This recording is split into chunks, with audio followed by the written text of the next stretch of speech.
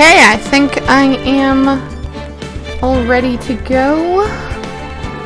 Shaduf, big brain, lawyer, doodles. Yes, I've got my degree or whatever. I don't know. Anyway, I've been wanting to play this on stream for a while because I thought it'd be fun. I picked it up a while back, and I have played at least like the first part before, but it's been a while, so. My internet is super patchy, so I won't be able to communicate much. That's okay. I'm sorry your internet is patchy. That's not fun. So let's start a new game. And yeah, I will start with the first one. Episode 1. The first turnabout.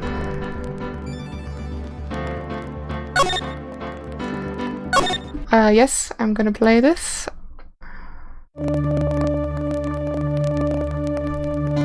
Dripping red substance, always great sign. A statue thingy.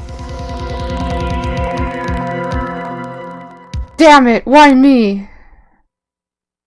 I can't get caught, not like this! I've got to find someone to pin this on! Someone like him! I'll make it look like he did it!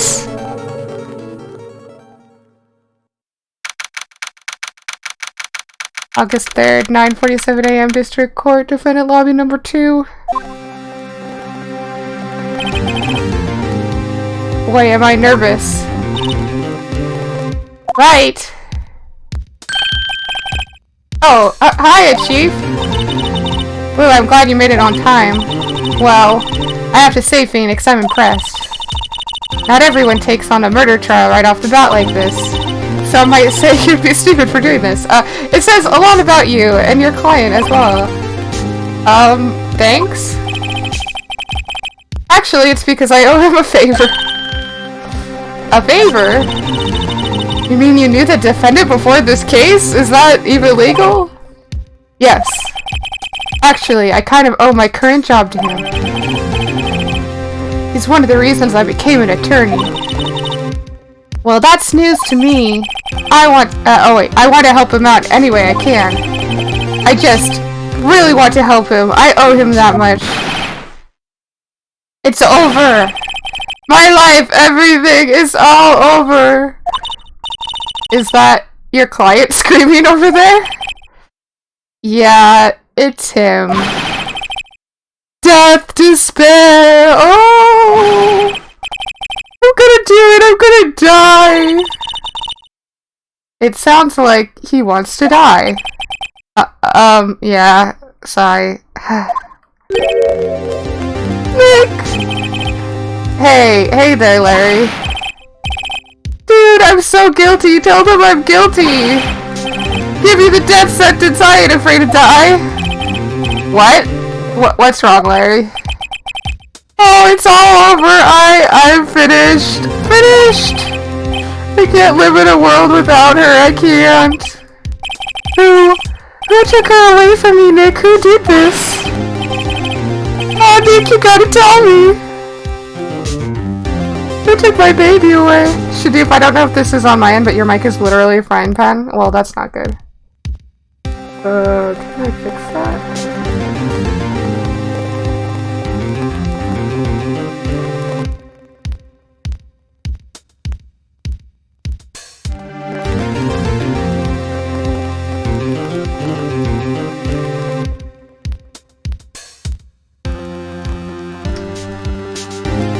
I wonder if it's on the wrong one. No, it's on the right one.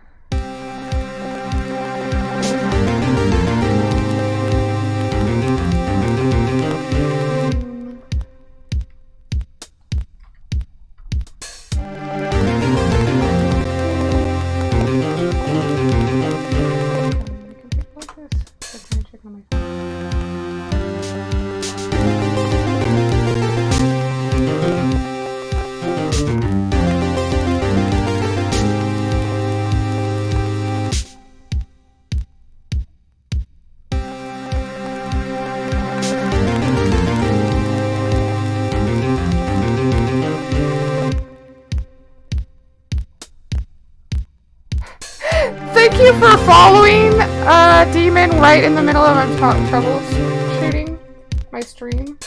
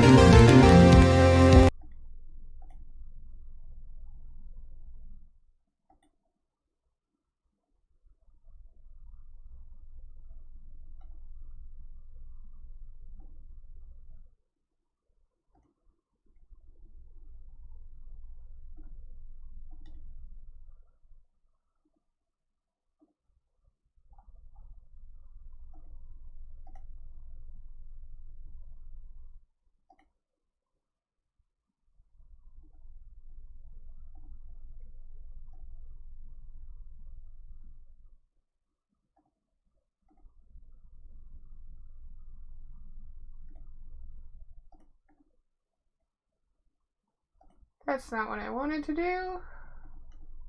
Delete that.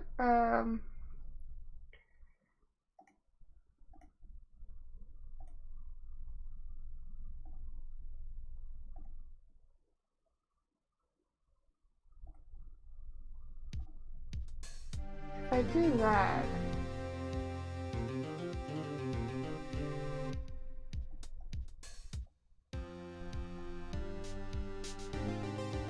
Better now? That's good. I think it was actually the game audio, and I was setting up the Elgato on this thing for the first time, and I think, if I remember, it does the... I think I'd had that issue before where when I do it directly through the Elgato to Streamlabs, it for some reason is really like crunchy audio, and I have to do it through like the capture software.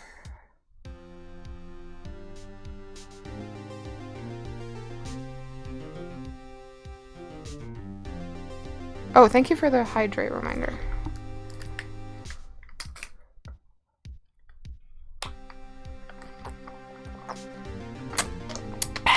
Refreshing. Let me just look at this one second, make sure that it's...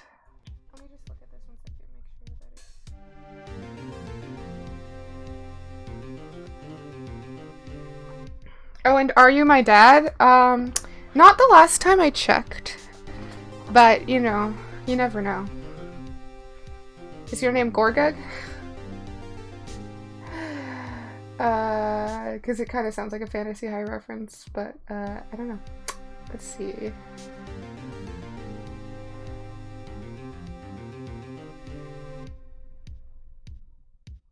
Can you hear the game audio still? I'm not sure.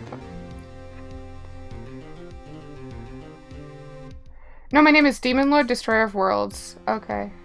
You have a child! Oh my gosh. I'm 9,000 years old? I'm not that old, so you're probably not my child, unless time travel was involved, and then you never know. The person responsible for your girlfriend's death. The newspapers say it was you. My name is Phoenix Wright. Here's the story. My first case is a fairly simple one. A young woman was killed in her apartment. The guy they arrested was the unlucky sap dating her. Larry Butts, my best friend since grade school. Our school had a saying, when something smells, it's usually the butts. In the 23 years I've known him, it's usually been true. They broke the ketchup! I know, it's like she landed right on the ketchup bottle and then the ketchup got everywhere. It's a huge mess. He has a knack for getting himself in trouble. One thing I can say though, it's usually not his fault. He just has terrible luck. But I know better than anyone that he's a good guy at heart. He would never break a ketchup bottle. That, and I owe him one, which is why I took the case, to clear his name. And that's just what I'm going to do. August 3rd, 10 a.m. District Court, courtroom number 2.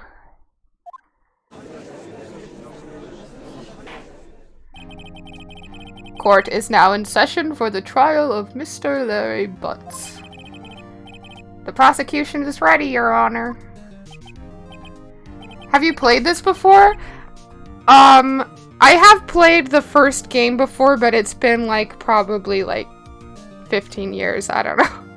It's been a while, so I vaguely remember some of it, but I think it's enough that it'll be kind of fresh. And I did get the whole, like, the trilogy pack thing on the Switch, so yeah, I just thought it would be fun to play on stream. The defense is ready, Your Honor. Mr. Wright? This is your first trial, is it not? Yes, Your Honor. I'm, a little nervous. Your conduct during this trial will decide the fate of your client. Murder is a serious charge. For your client's sake, I hope you can control your nerves. Thank you, Your Honor. This judge is a joke, yeah. Mr. Wright, given the circumstances, I think we should have a test to ascertain your readiness. Yes, Your Honor. Gulp. Hands shaking. Eyesight fading. The test will consist of a few simple questions. Answer them clearly and precisely. Please state the name of the defendant in this case. Larry Butts.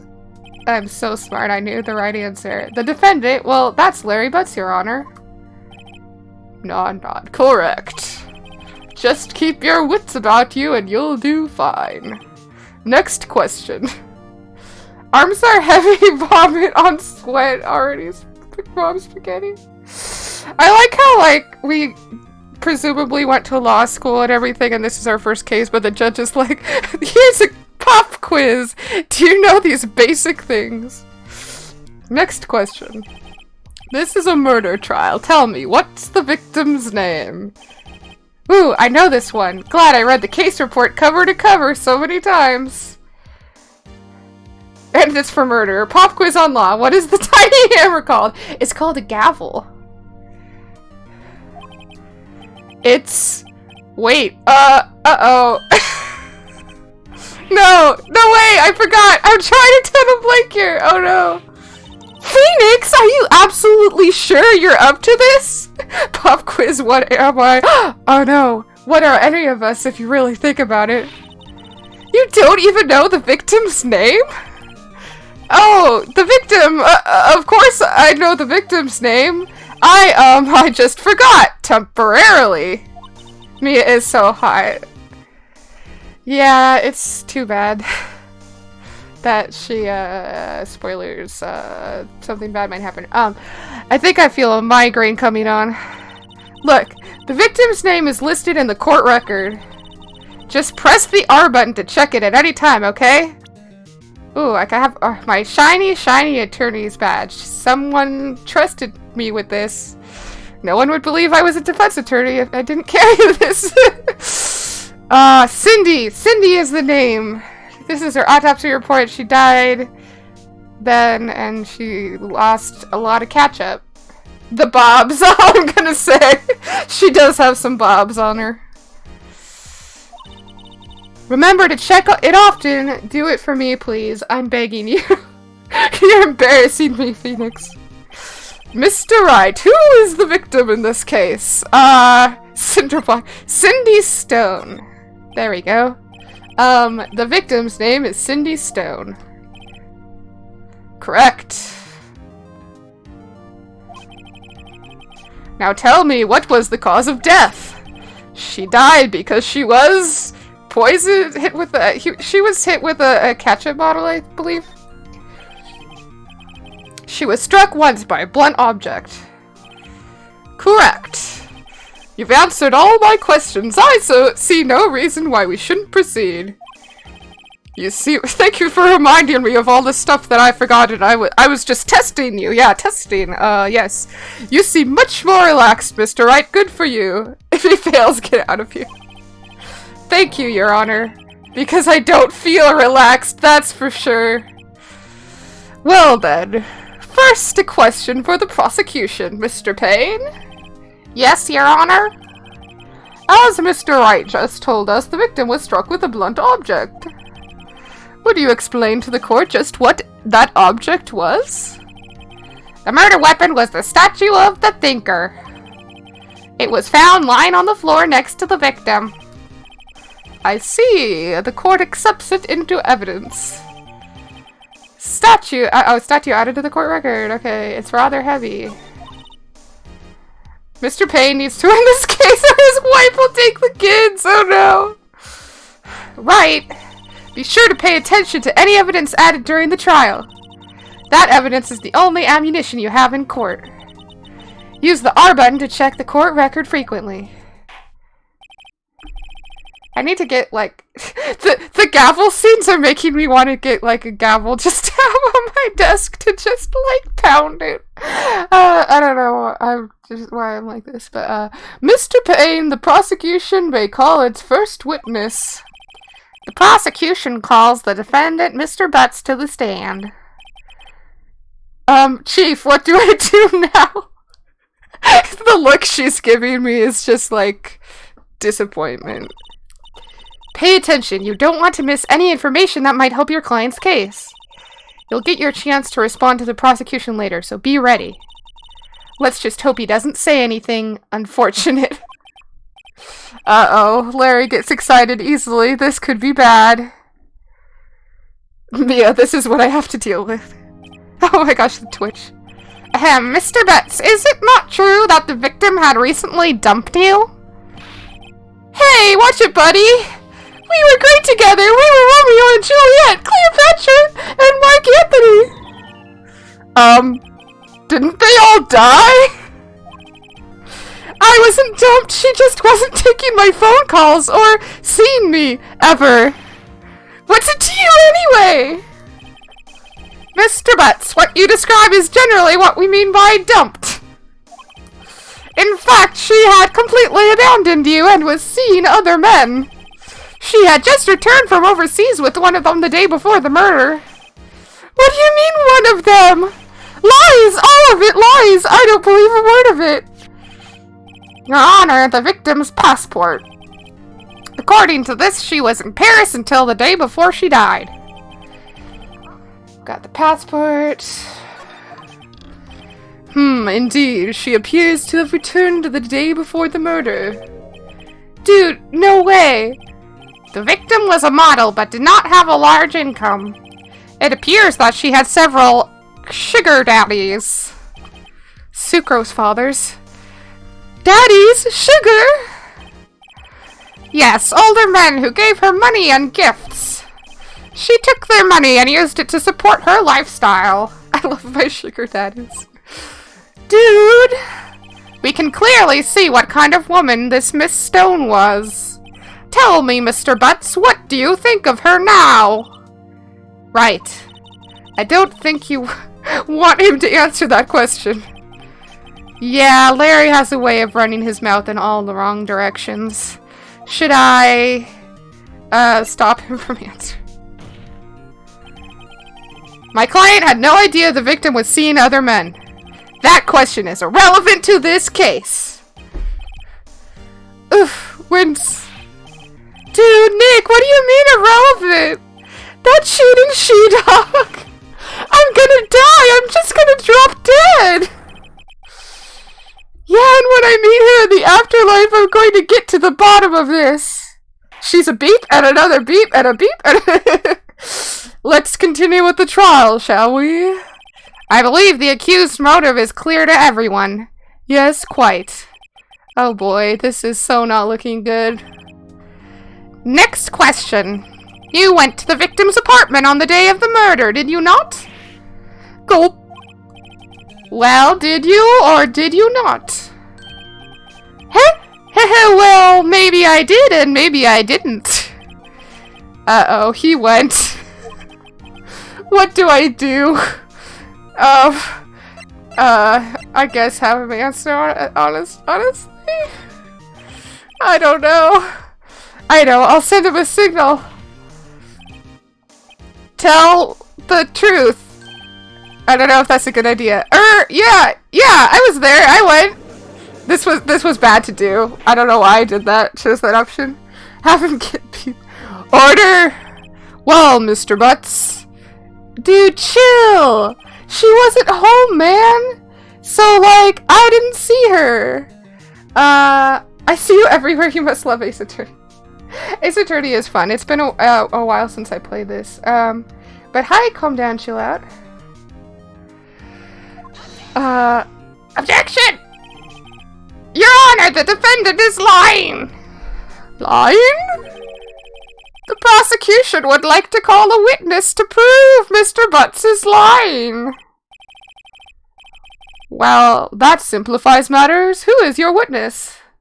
I've never played this game before, but can't stop watching streams of it. I definitely have had games like that where I've never played it, but I've watched so many playthroughs of it that it's like, I'm kind of obsessed.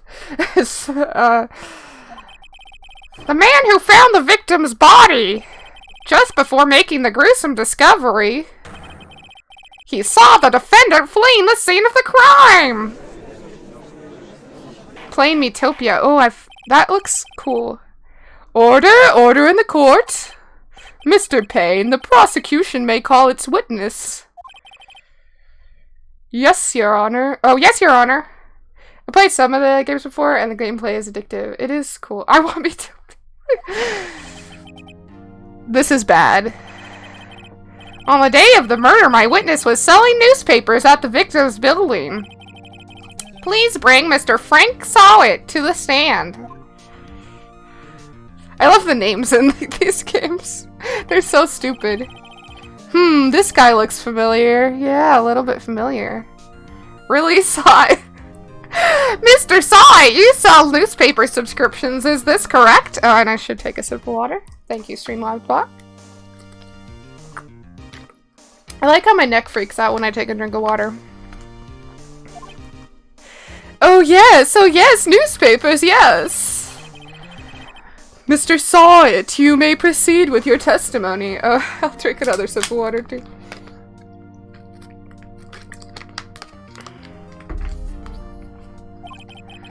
Please tell the court what you saw on the day of the murder.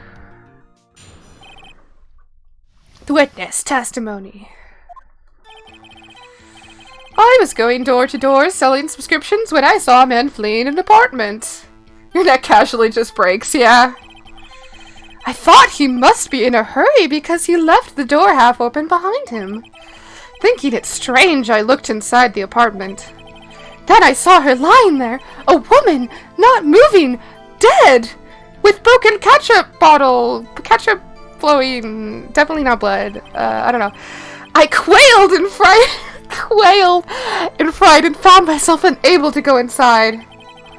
I thought to call the police immediately. Yeah, not blood. However, the phone in her apartment wasn't working. I went to a nearby park and found a public phone. I remember the time exactly. It was 1 p.m. Ah, I think I already see the contradiction. The man who ran was without a doubt the defendant sitting right over there.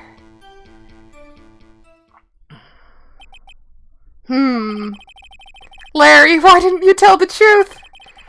I can't defend you against testimony like that. Incidentally, why wasn't the phone in the victim's apartment working? If he didn't say the time there, he'd have... Yeah, I've gotten away with it too if it wasn't for my own stupidity. Because I think it said the time of death was like 4 and 5 p.m. or sometime. Your Honor, at the time of the murder, there was a blackout in the building. Aren't phones supposed to work during a blackout? Yes, Your Honor. However, some cordless phones do not function normally. The phone that Mr. Sawit used was one of those. Your Honor, I have a record of the blackout for your perusal.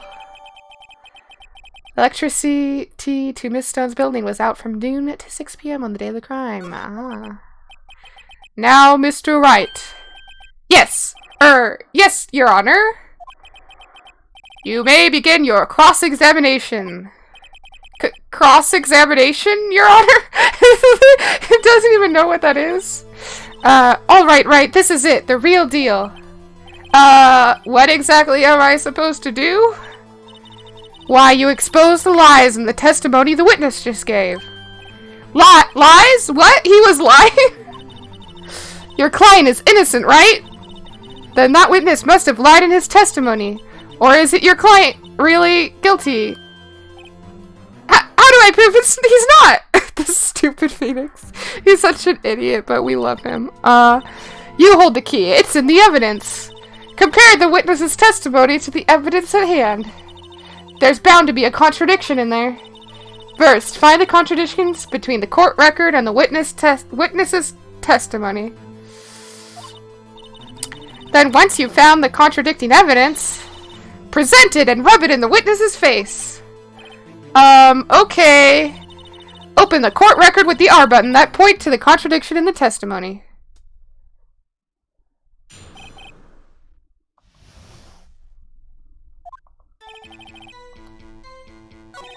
Where's the part where you said...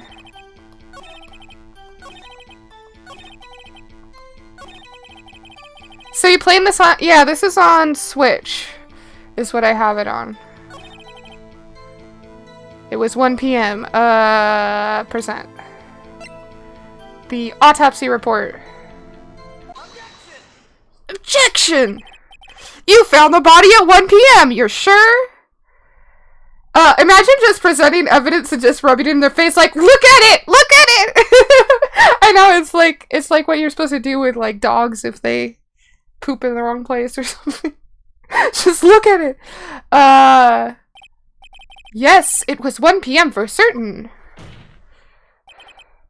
Frankly, I find that hard to believe.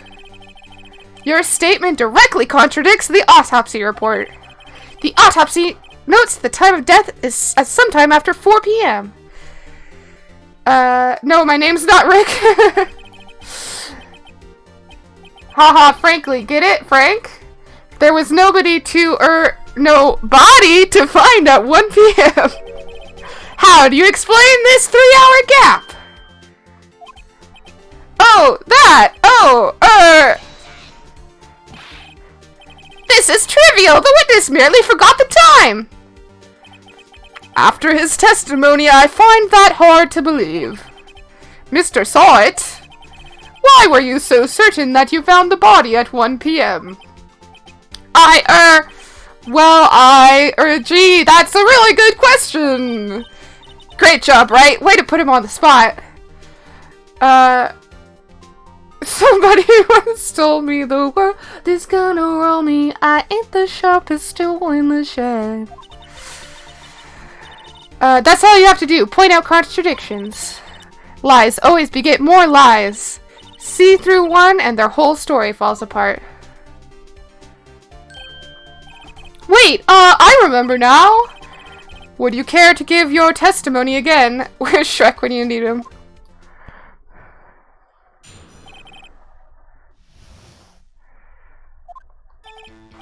You see? Oh, thank you so much for the follow, Calm Down, Chill Out. I appreciate it, and you hanging out here. You see, when I found the body, I heard the time. There was a voice saying the time. It was probably coming from the television. Oh, but it was 3 hours off, wasn't it? I guess the victim must have been watching a video of a taped program. That's why I thought it was 1 p.m. Terribly sorry about the misunderstanding. I see. You heard a voice saying the time on a taped program. That's not how tapes work. Mr. Wright, you may cross-examine the witness. Right. You know what to do. I've got this one. Taped program.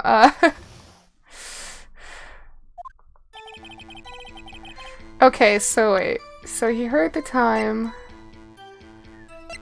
Supposedly. Oh, the electricity was out!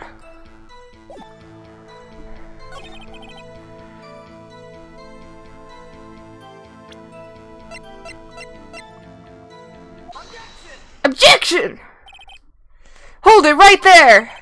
The prosecution has said there was a blackout at the time of the discovery! The stone has to be as thick as the earth to its core. And this record proves it. You couldn't have heard a television or a video. Gah! The defense has a point. Do you have an explanation for this, Mr. They keep giving him chances to explain himself. It's kind of like... No, I find it quite puzzling myself, quite! Wait! I remember now! Mr. Sawit? The court would prefer to hear an accurate testimony from the very beginning. These constant corrections are harming your credibility. And you seem rather... Oh, that's just the judge. And you seem rather distraught. My apologies, Your Honor. It must have been the shock of finding the body. Very well, Mr. Sawit. Let's hear your testimony once more, please.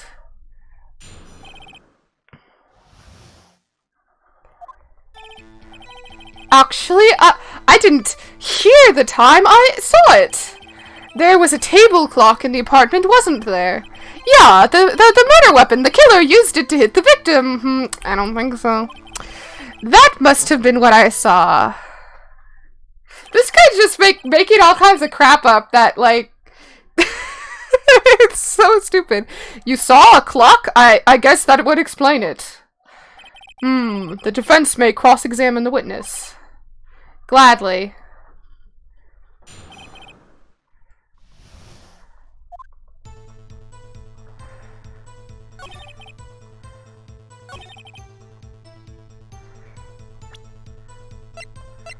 The question is, how the hell did he know that clock was the murder? Yeah, that's true also. Like, it's just like, yeah, that was the murder weapon, for sure. That's not suspicious at all. Objection! Wait, just a moment. The murder weapon wasn't a clock. It was this statue. Now, how is this supposed to be a clock? What? You, with your objections and your, quote, evidence, just, who do you think you are? Just answer the question, Mr. Sawit. Hey, I saw it there, okay? That's a clock! Objection, a lawyer. Your Honor, if I may. Yes, Mr. Payne? As the witness stated, this statue is indeed a clock. The neck is a switch. You just tilt it and it says the time out loud. As it doesn't look like a clock, I submitted it as a statue. My apologies. I see. So the murder weapon was a table clock after all. A completely normal clock that definitely would exist in real life. Well, Mr. Wright? It appears that the witness testimony was correct. This is a clock. Do you have any problems with his testimony now? I feel like, should I? I'll try. What happens if I say no? I guess not. There was a clock on the scene, so no problem. Right? Are you out of your mind? That clock doesn't look like a clock at all. The witness couldn't have possibly known it was a clock. Oh yeah, because he said he saw it. He said himself he never entered the apartment. It was in his testimony. Hey, you're right. You can save, you know? Oh, that's a good... yeah. You're right. Is something the matter? Does the defense have anything to add? Yes, I do! The only way he could have known the weapon was a clock is to hold it in his hand. Yet, the witness testified that he never entered the apartment. Shaduf. Look, I'm not saying you'd be a terrible lawyer, but... Look, in real life, if I was a lawyer, I probably wouldn't be like, what happens if I just say no? Because there would be, like, real people depending on. Clearly, a contradiction. Indeed. The witness knew it was a clock because he went into the apartment. You're lying. You were inside the apartment the day of the murder. Oh, yeah, prove it. Prove that I went in there. I'll do better than that. I can prove you were the one who killed her. You struck her with the clock, and the shock of the blow triggered the clock's voice. That was the sound you heard. Order in the court? Intriguing. Please continue, Mr. Wright. Yes, Your Honor.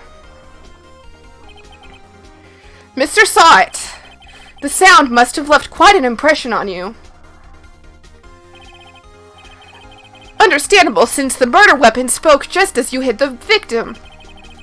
That voice was burned into your mind. That's why you were so certain about the time. What's the meaning of this? This is all baseless conjecture. Baseless? Just look at the witness's face. Would the witness care to elaborate? Did you strike the victim with the clock? That day, I never... Look, the clock, I heard, no, I mean, I saw, Oh my gosh, the freaking rug. Shut up, I hate you! That's like such a good defense, shut up, I hate you. It was him, I tell you, I saw him! He killed her and he should burn! Give him death! Order in the court, I say! Your Honor, a moment, please? There isn't a shred of evidence supporting the defense's claims. Mr. Wright. Your Honor? Ooh, hydrate, yes. Sippy sip.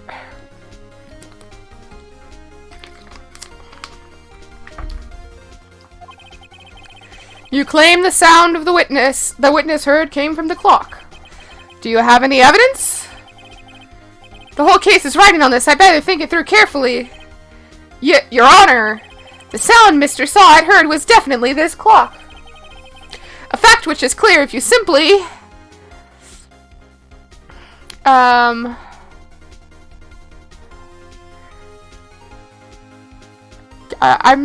thinking maybe the batteries, because it would show that it would be working, like it would be the only thing working. I'm also gonna save. Be careful when you say clock. That's true. All you have to do is examine the batteries. The batteries are in the right way. The clock seems to be working fine. What exactly did you mean, Mr. Wright? One letter difference, yeah. That the clock was working fine. Yes, and... I'm confused. I expect more from a lawyer in this court, even if it is your birthday. Look, I'm just stupid, okay? I'm afraid I have to penalize you. Try to think things through more carefully. Yes, Your Honor. As I was saying, it was clear if you simply... If you try sounding the clock? Let's sound the clock here, now, in this court. Your Honor, may I have the clock? I asked the court to listen very carefully. Beep. Oh yeah, because by sounding it, it'll show that it's like off by 3 hours or something. That makes sense. I think it's 8:25. That certainly is a strange way to announce the time. Well, he is the thinker after all. So, we've heard the clock. What are your conclusions, Mr. Wright? Mr. Payne, can you tell me what time it is now? It's 11:25.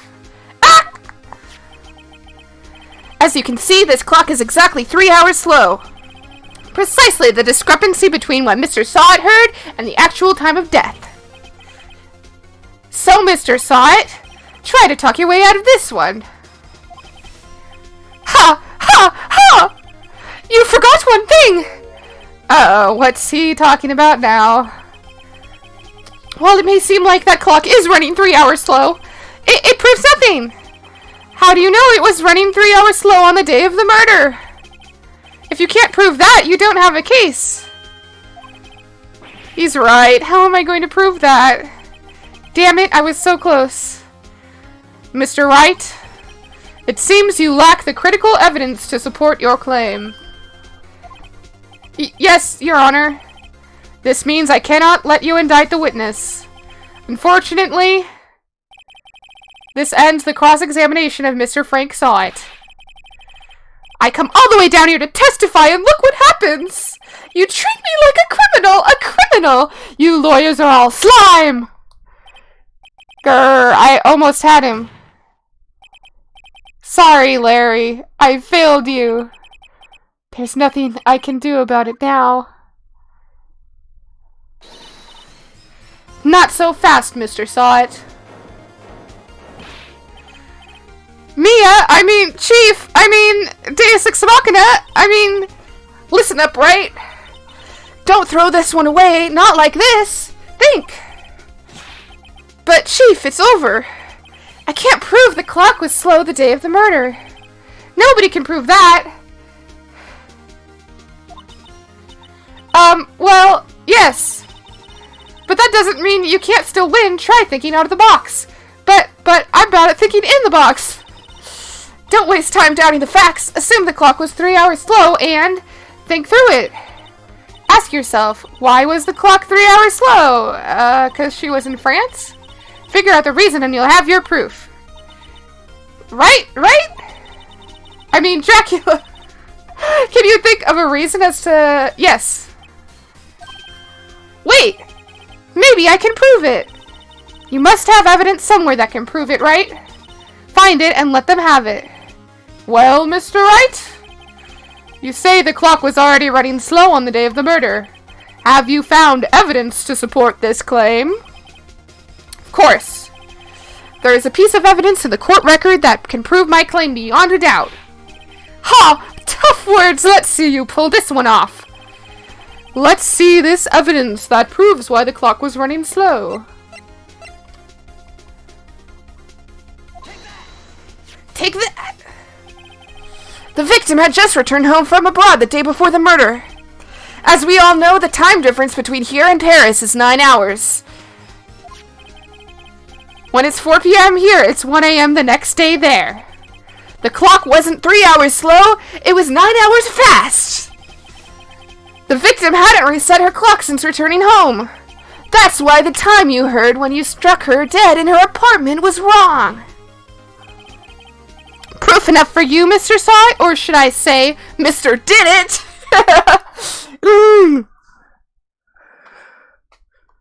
He just freaking foams at the mouth and collapses. Amazing. Incredible. Order, I say.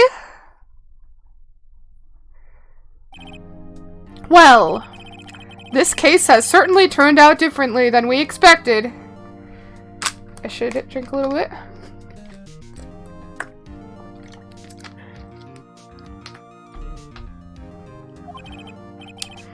Mr. Payne, your witness?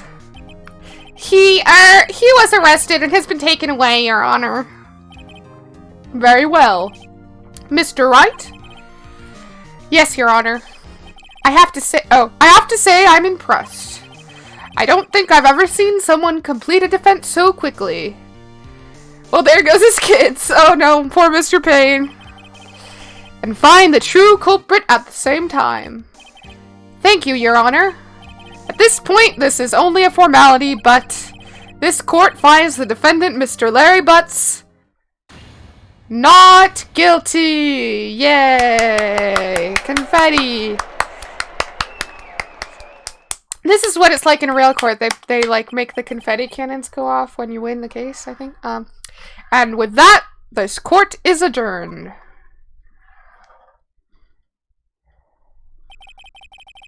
It turns out that Frank Saw It was a common burglar. He posed as a newspaper salesman to check and see when people were out of the house. That day, when Larry went to her apartment, the victim wasn't home. After he left, Mr. Saw It let himself in to do his dirty work. While he was searching her place, the victim returned. Flustered, Mr. Saw It grabbed the nearest blunt object he could find. And he broke her ketchup bottle. August 3rd, 2:32 p.m. District Court, Defendant Lobby number 2. Woo, I still can't believe we won. Not the ketchup. Right, good job in there. Congratulations. Thanks, Chief. I owe it all to you. Not at all, not at all. You fought your own battles in there, except for when I stopped you from making a fool out of yourself. It's been a while since I've seen a trial end on such a satisfying note. How old is Mia? I don't know. I've never seen the Chief looking this happy. If she's this glad, imagine how Larry must feel. My life is over! Larry, you're supposed to be happy. What's wrong now? Aw, Nick. Don't worry about me. I'll be dead and gone soon. Good. Wait, no. I mean, bad, bad, bad, bad. Larry, you're innocent. The case is closed. But my Sydney Whitney's gone, man. Gone forever. Larry, she was, nah, never mind. Congratulations, Harry. Harry? Yes, you! I can practically see the headlines now! Harry Butts, innocent! Heh! Thanks. I really owe you one. I won't forget this, ever! Let's celebrate! Dinner? Movie? My treat! Harry Butts. I know it. Oh no, I couldn't! Hey, I was the one who got you off the hook. Oh hey! Here, take this! It's a present! A present? For me? Wait, wasn't this the evidence that... Do you get it? Yeah. Actually, I made this clock for her. I made one for her and one for me. Really? You made this?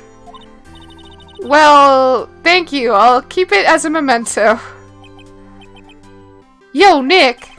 Can you believe it? I was so into that chick. And she was just playing me for a fool. Don't that make you just want to cry? Larry? Are you so sure? Excuse me? I think she thought quite a lot of you in her own way. Nah, you don't gotta sympathize with me. It's okay. Oh, I'm not just sympathizing, really. Isn't that right? Don't you have something to show your friend? Something that proves how she felt about him? Huh? Oh yeah, right! What the heck is she talking about? I'm guessing that she kept his statue, and she took it with her to France. Check this out, Larry. Proof positive you weren't just some chump to her. Huh? What about that clock? This is the clock you made for her, Larry. And she took it with her when she traveled. Whatever, she probably just needed a clock, that's all. You think so? It's a pretty heavy clock to take traveling. Well, make of it what you will. Hey, Nick. I'm glad I asked you to be my lawyer. Really, I am, thanks. Hope that made him feel a little better. Right? I hope you see the importance of evidence now. Also, hopefully you realize things change depending on how you look at them. People too. We never really know if our clients are guilty or innocent. All we can do is believe in them. And in order to believe in them, you have to believe in yourself. Right? Listen, learn, grow strong. Never let go of what you believe in. Never. Well, I think our work here is done. Shall we be off? Yeah, I guess so. Say, how about dinner on me? We'll drink a toast to innocent butts. Yeah! Oh, speaking of Harry, you were saying part of why you became a lawyer was because of him? Yeah, part at least. You'll have to tell me more about it sometime. Maybe over drinks? And so my first trial came to a close. Larry slapped me on the back and said, "Gee, Nick, it's good to have friends. But I'm pretty sure he's not going to pay us unless you count the clock he gave Mia." I didn't know it then, but that clock was soon going to be at the center of another incident. And my promise to tell the chief about me and Larry would be one promise that I wouldn't be able to keep. The end of the first case.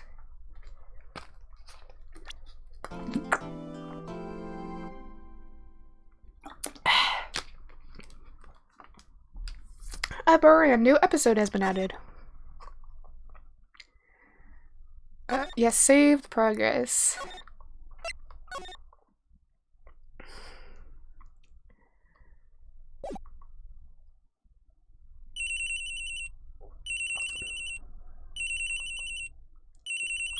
One second, I need to I'm gonna mute for a second.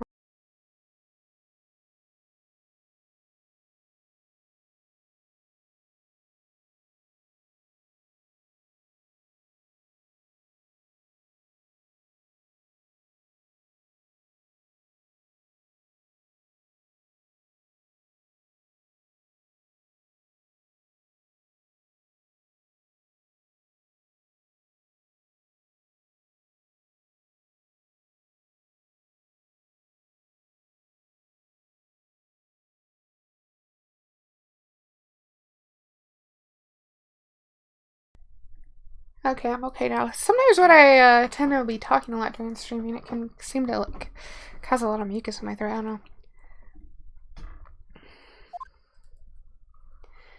Hello, this is Maya. Hey Maya, it's me. Mia, what's up? You haven't called in a while. Sorry, I've been so busy. How have you been? Well, lonely, and it's all your fault. Nah, I'm just teasing. I've been great. I'm finally getting used to having my own place. That's good to hear. Actually, I'm calling because I have a favor to ask. I know. You want me to hold evidence for you? Sharp as always. There's a lot of buzz about the upcoming trial. I just don't feel safe keeping the evidence here. I gotcha. So what is it this time? It's a clock. A clock?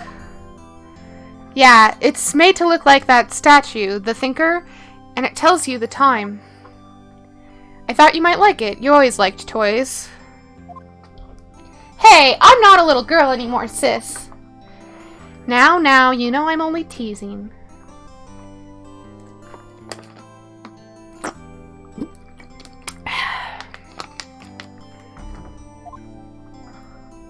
I should probably tell you, the clock isn't talking right now. Huh? It's not working? I'll dehydrate, yes. That's lame. I had to take the clockwork out, sorry. I put some papers inside it instead. Papers? Is that the evidence then? Well, there's the possibility that it might turn out that way, yes. Can you come by the office tonight, say 9, to pick it up? I'll be in a pre-trial meeting until then. Okay, sis, but I expect dinner. Something good. Like burgers. I could really go for a good burger. Okay, we'll hit the usual joint. Alright, it's a deal. Okay, sis, see you soon. Yep, I'll be waiting, Maya. Beep. Conversation recorded September 5th, 9:27 a.m. September 5th, 8:57 p.m. Faye & Co. Law Offices.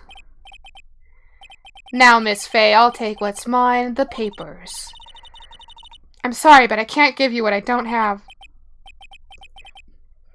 Miss Faye, you are a poor liar. Why, I see it right over there.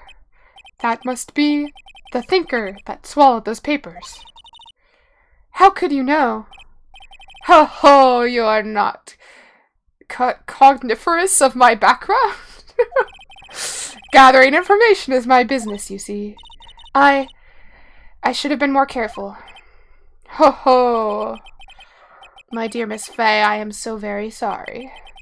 But I am afraid I must ask you for one more thing. Your eternal silence. Farewell, Miss Faye. Oh no!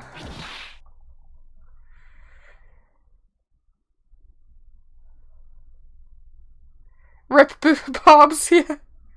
It's too tragic. This, red, white, blue. The, that statue makes a really good murder weapon. It's just, like, the best for murders, I think. Because, you know, it's all the rage. September 5th, 9:08 p.m., Faye and Cola offices. Uh-oh, I'm late. Huh? That's strange. Guess the chief left without me. She said her sister was coming over, so we should all go for dinner. What's that smell? Blood? Ketchup? Mia, maybe she's in her office. Examine. Oh wait, I guess I was supposed to move. I smell blood and that can't be good. Move. Office. That smell! Blood! So, sis! Someone's there! Chief? Chief? Chief? Oh no!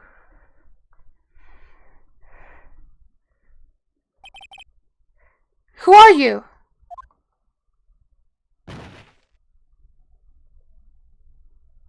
She just faint. The strange girl dropped out cold. I left her lying on the office sofa. I went back to the chief where she lay under the window. She, like, died in, like, a really, like, kind of glamorous pose, too, I have to say. Her body was still warm. I could feel it when I held her shoulder. Then, all too quickly, it began to fade. Like, I get you're probably trying to check if she's in any way alive, but also you're probably getting, like, your DNA all over the body and messing with the evidence, but okay. Until finally, she was cold. Chief! Examine. I guess I'll examine stuff. This looks broken. Some shards of glass are scattered on the floor. They seem to be the remains of a glass light stand. There's this plant that's knocked over. Is that anything? No clues here. Chief! It's hard seeing her like this, but if there are any clues here, she was struck on the head with a blunt object. 1 a.m. hype. Right now for me it is 5 p.m. She probably died instantly. The thinker, lying next to her, must have been the murder weapon. There are some glass shards near the chief's body. It must be pieces of the glass light stand lying broken in the back of the room. Nothing else that seems like a clue here. A piece of paper? It must have fallen from Mia's hand. What could it be? This paper that just says, like, Maya on it in seemingly blood. A word is written in blood on this scrap of paper. Maya? Did Mia write this? This piece of paper is a receipt from a department store, dated yesterday. Receipt added to the court record. I think that's enough snooping around for now. I'd better call the police and find out what that girl was doing here.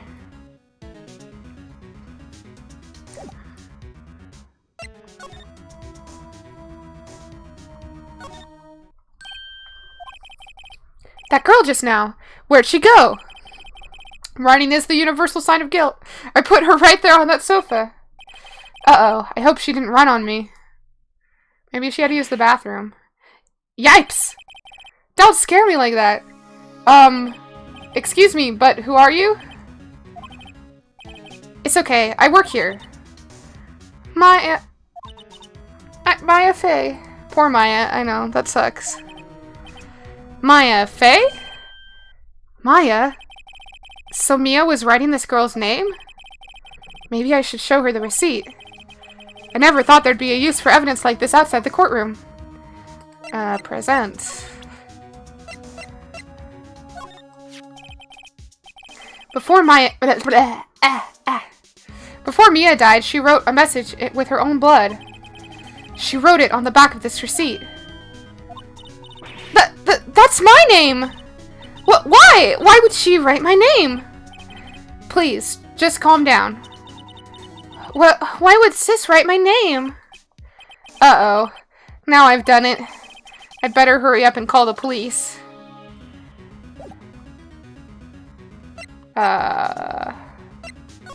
Is there a phone in here?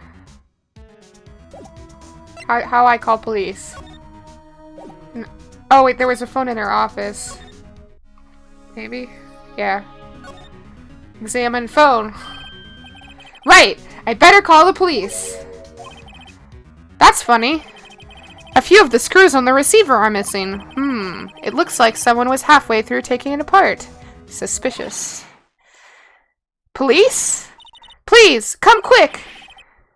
What was that? Someone screaming from outside the window? She's staring right at me! She's holding a phone in her hand?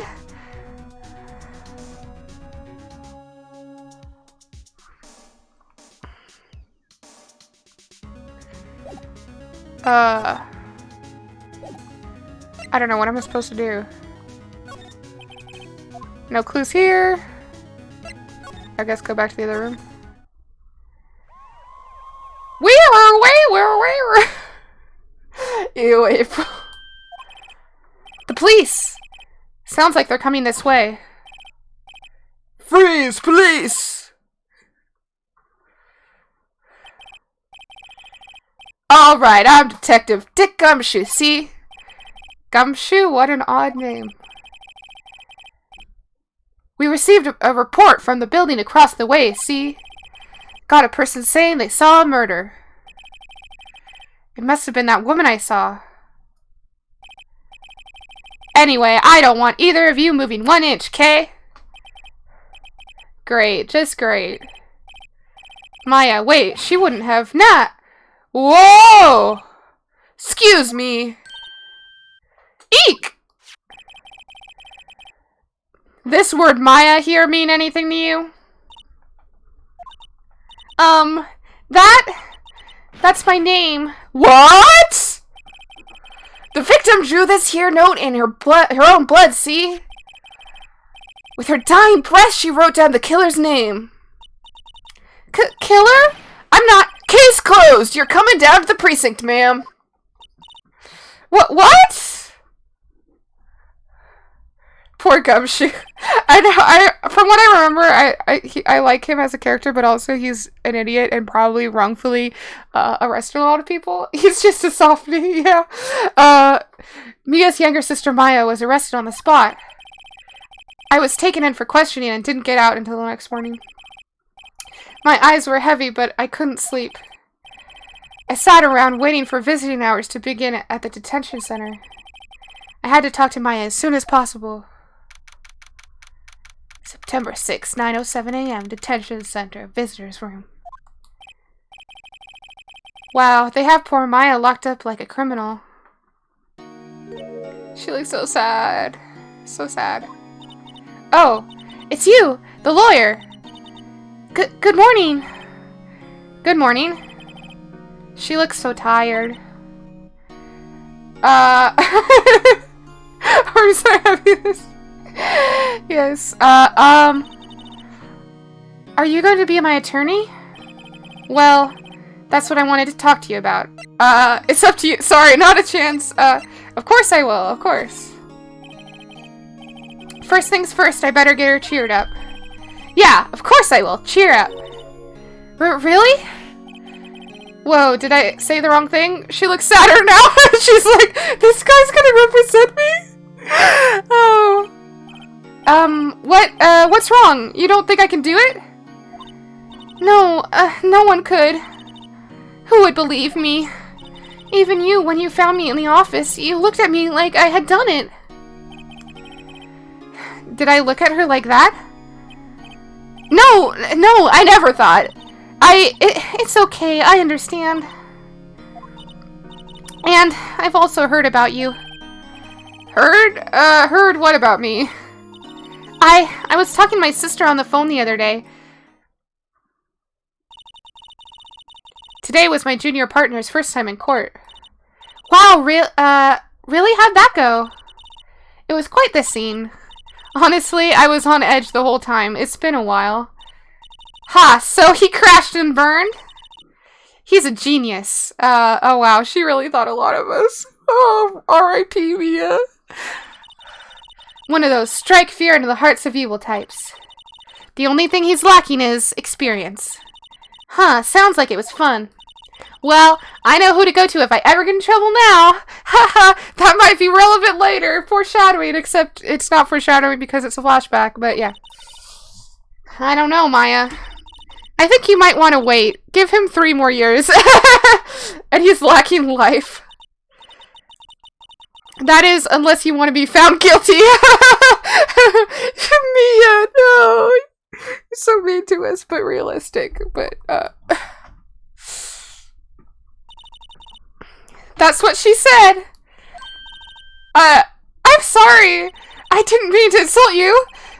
No, it's okay. It's true, I guess. But, at the same time, I can't just sit by and watch. When I think of the person who did this to Mia... I know. Am I supposed to talk more? The day of the crime. Could you tell me about the day of the murder? Yes. Let's see. That morning, I got a call from my sister. She wanted me to hold on to a piece of evidence for an upcoming trial. Evidence? Yes, that clock shaped like the Thinker. The one Larry made. How could that have been evidence in a case? Right. She said something about that... I remember. Do you want to hear it in her own voice? The Thinker? Her own voice? Yes. I'm pretty sure our conversation is on my cell phone. I just record all my conversations in case it comes up in court or something, because, not that I do anything illegal. You recorded it? Yeah! I forgot how to delete those things. There's something I've been wanting to ask you. Yes? What's with that outfit? You can't just, like, ask her that. I mean, I don't know. It seems kind of rude. Oh, this? This is what all acolytes wear. It's my uniform, you could say. Acolytes? Like people in religious training? What is it you do? Oh, it's nothing strange, really. I'm a spirit medium. In training.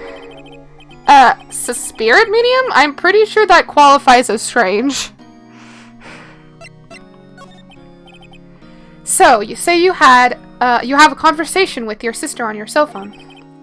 Let's hear it. Right! Oh! I just remembered that detective took my cell phone. Sorry.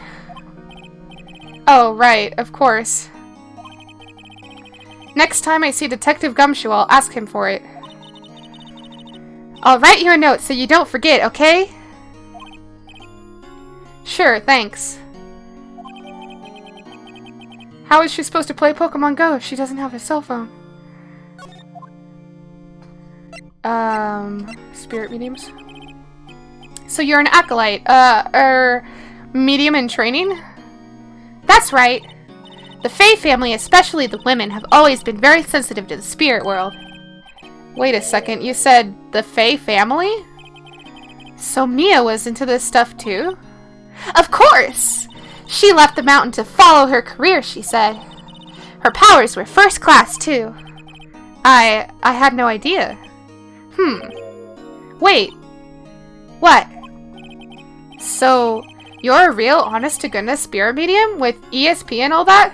I play Pokemon Go every day. I play Pokemon Go when I wake up, grabbing my phone. I want to catch them all. Yes, in training. Well, can't you contact Mia's spirit then? We can just ask her who killed her. I'm sorry. I'm still in training. I couldn't do something on that level. I thought that would be too easy. Something the matter? Oh yes, hydrate.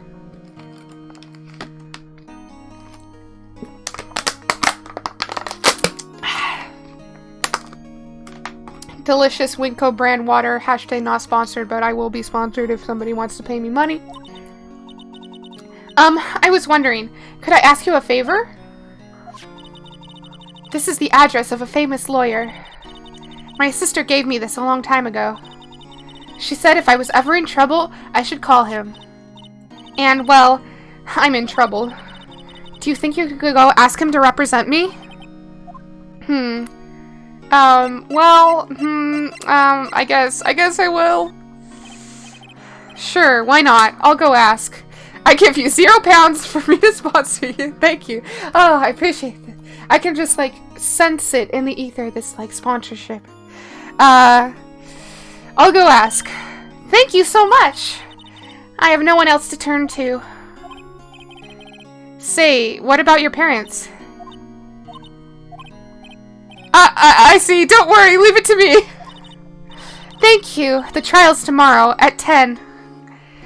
That sure is like a speedy trial. Like, if only things moved that fast in real life, because that would probably be more convenient. I'm just thinking. I think it takes like a long time. Well, what? Tomorrow? Tomorrow. What if this guy refuses? They told me that if I don't find one, the state will pick an attorney to defend me. When will that happen? They're giving me until 4 p.m. this afternoon. And visiting hours are almost up. I'd better hurry. Right, I'll be back. I have more to talk about this. Could you tell me more about the day of the murder? Sorry, I know it must be hard. No, it's okay. All I've been doing the last few hours is talking about it. I've kind of gotten used to it. Let's see. That morning, I got a call from my sister. She wanted me to hold onto a piece of evidence for an upcoming trial. That's the thinker clock that Larry made. Practically qualifies as a serial murderer by now. So then, when did you arrive at the office? It was right around 9. The lights were off and I could smell blood. Then I found her, my sister. Thanks, Maya. That's all I need to hear for now. Still hot. Okay. I guess we need to go to Grossberg Law Offices. September 6th, Grossberg Law Offices. According to the receptionist, the big boss is out. She couldn't say when he'd be back. Must be hard to keep track of everything when you're a famous lawyer. Not to mention run an office like this. I guess I'll just have to come back later. Or should I snoop around? Ooh. Expensive-looking mahogany bookshelves filled with expensive-looking books. Funny. They don't look like they've ever been read. Grossberg is a beautiful man. Reading is for commoners. These books are just for show. That painting has been bugging me ever since I stepped in here. The oil paint is so thick it's practically giving me a stuffed nose. I'm sure the price is nothing to sneeze at either, for that matter. Expensive potted plant. Everything is expensive. No idea what kind of plant this is, but it's probably the most expensive one available. A table for clients. An elegant ebony case, and if I'm not mistaken, that lighter's made of solid gold. I activate pot of greed. Even I can tell someone here's got money to burn.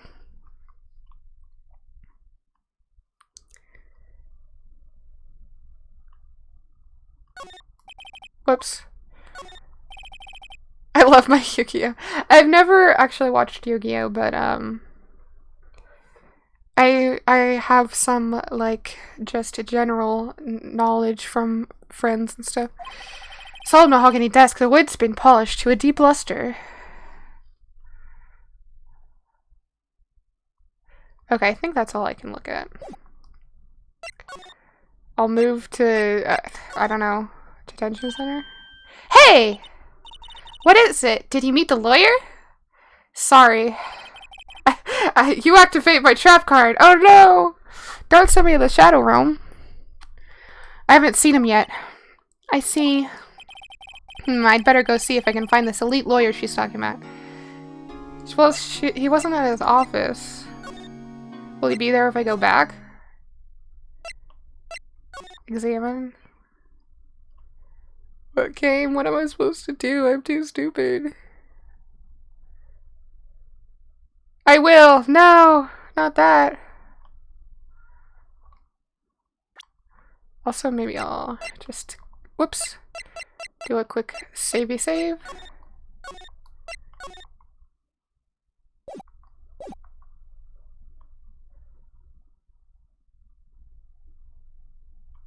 Is there anything I'm supposed to look at? Other things? Oh wait, is there anything I'm supposed to look at the other place? Examine? No. I assume not. Oh wait. Smile for the camera! This guard monitors the visitor's room. He hasn't moved an inch. A real pro, this guy.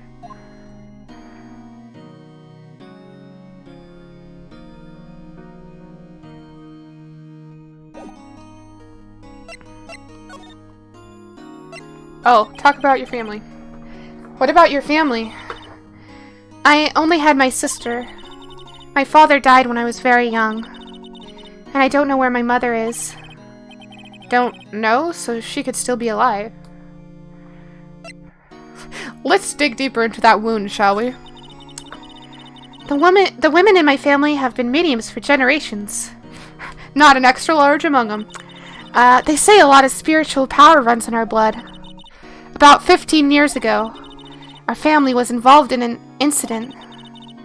There was a man, and he ruined our mother's life. Ruined? After that, she disappeared. Several years after that, my sister announced she would become a lawyer, and she left the mountain. So, you live by yourself? Yes, I've gotten used to it. Oh, also, I had to become independent or I would lose my powers. I feel bad for her, all by herself up on that mountain. So who is this man who, ruined your mother? About 15 years ago, there was an unusual murder case. It made quite a stir. Everyone was talking about it, apparently. The police were running out of leads, and they were getting desperate. Wait, they didn't use a spirit medium? Did they? The police convinced my mother to try and contact the victim. Wow, so what happened? The case was solved. We thought. You thought? The man my mother helped the police capture was innocent. The police's consultation with a medium had all been carried out in secret, of course. But a man found out about it and leaked it to the press. He told all the papers that my mother was a fraud, and the medium jumped on it. The media jumped on it big time. My mother, became the laughingstock of the nation. I see. White. Excuse me? White? That was his name. My sister told me. White? Such an uncommon name. Nobody else will have that name. Okay, let's see if maybe now if I go to the other lawyer office, he'll be there. I don't know. Or maybe not. I don't think there's anything more to examine either.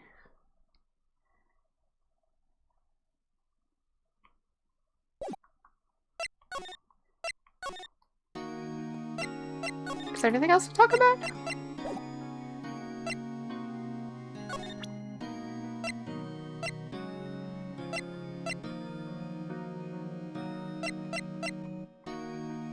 Should I just start presenting stuff?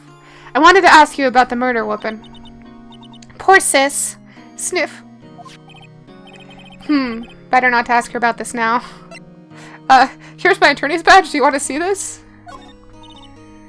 Sorry, I've never seen that before. This was lying next to the chief's body. I saw that too. They said they thought these were pieces of a broken light stand. Yeah, that seems about right. Though I'd never heard of a glass light stand before this. Remember that receipt?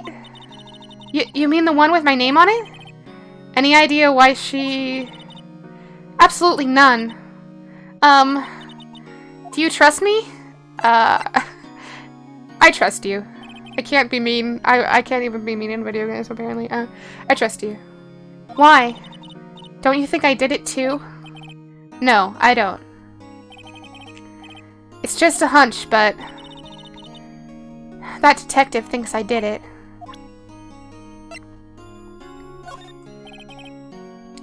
I wanted to ask you about your cell phone. That detective took it when they brought me in. So, Gumshoe took it. I'll have to try to get it back next time I see him.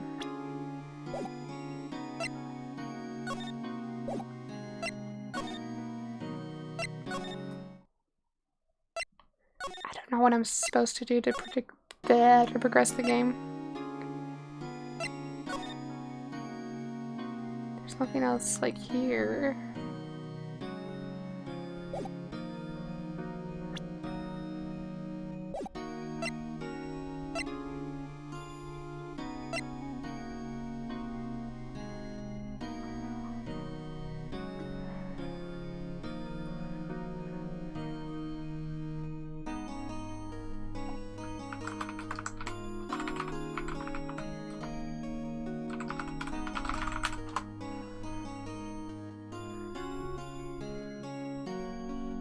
Not me looking up a walkthrough on my other monitor.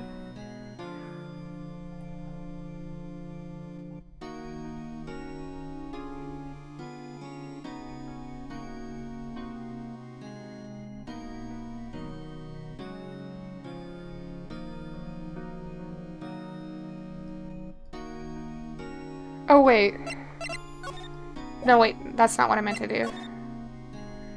I'm dumb and I didn't realize that I could go to the other law office also. That's what I should do.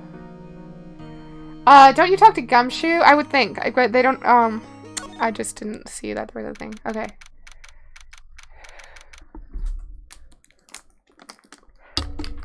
My head snapping's around weird. It's because I was grabbing another water bottle.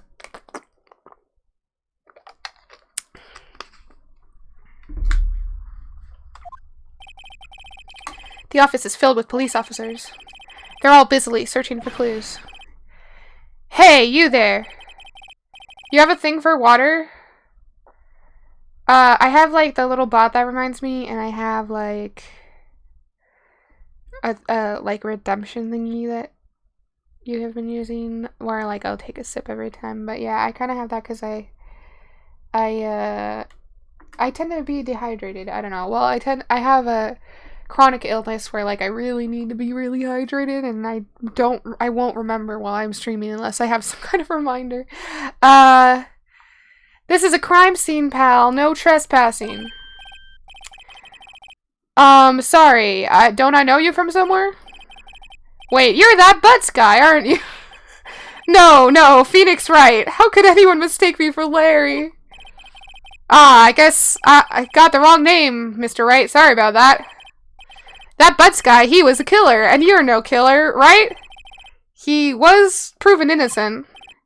Right, and you were? Detective Gumshoe. Gumshoe, wasn't it? Dick Gumshoe? Right, at your service. Hang on. That's Detective Gumshoe to you, pal. Anyway, get the name right. And don't go calling me a dick. Hey, Dick, get over here. Yes, sir. But be right there. You're her lawyer, right, pal? If you got business here, you better do it quick. Whew, he thinks I'm Maya's lawyer. I will examine a little bit before I talk to him. Mia's favorite potted plant. I remember it had this bizarre name, so no one could ever remember. Cordyline stricta, pal. Who was that? Mia's desk. Perfectly clean, as always. The only thing it's missing is Mia.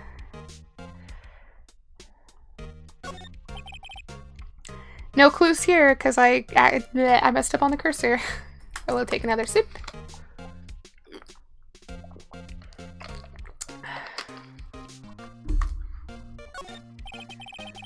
There's a horrendous amount of legal books here. Scarier still is that Mia probably read all of these. I don't know if you've ever seen the show Monk, but there's this one where, like, there's these law students, and it's like, the law is hard, Mr. Monk. Look at all these books. And there are more upstairs, because they were in the library. Anyway, I figured that. An old movie poster. Apparently, this was the first movie that made Mia cry when she saw it. I'll have to check it out one of these days. The sky is blue, and so am I. Oh no. There's that hotel right across the way. I think I got everything. Let's talk. About Miss Faye. Did you do an autopsy? You want to know the results, eh? Now don't you look at me like that, pal. It's no use. She might have been your boss, but that doesn't mean you get any special treatment.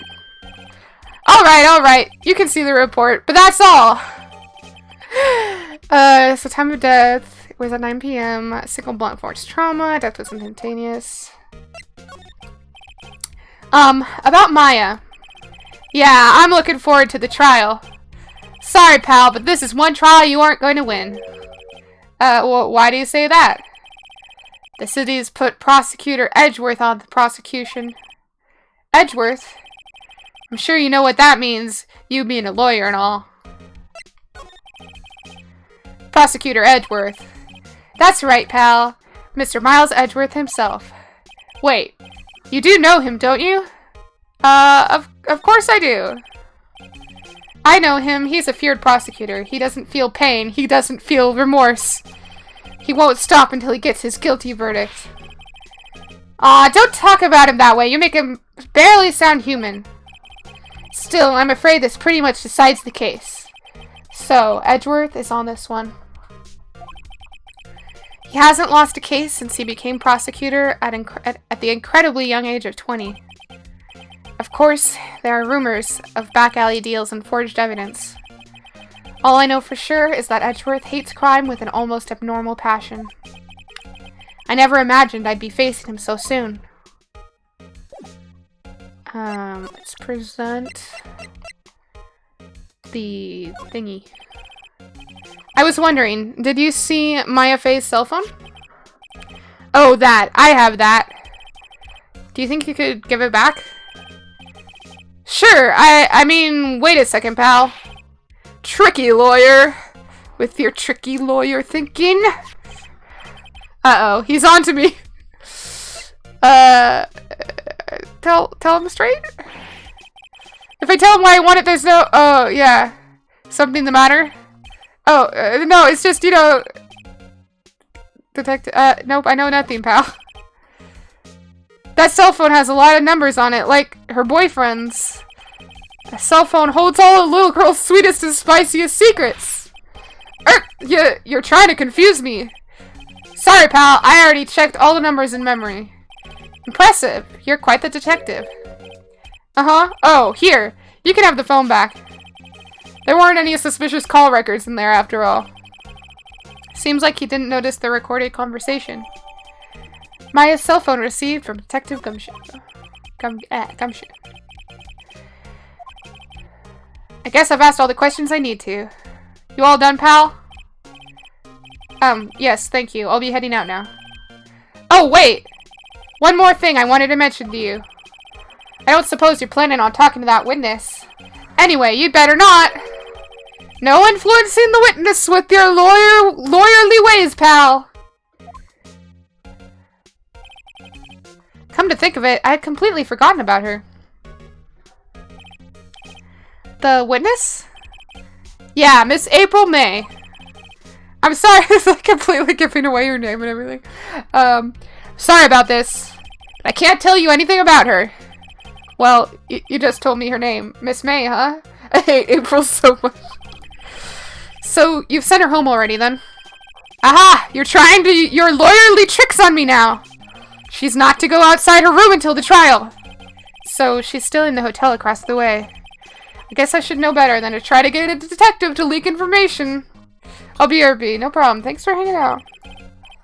You got that right, pal. Time to pay a visit to Miss May.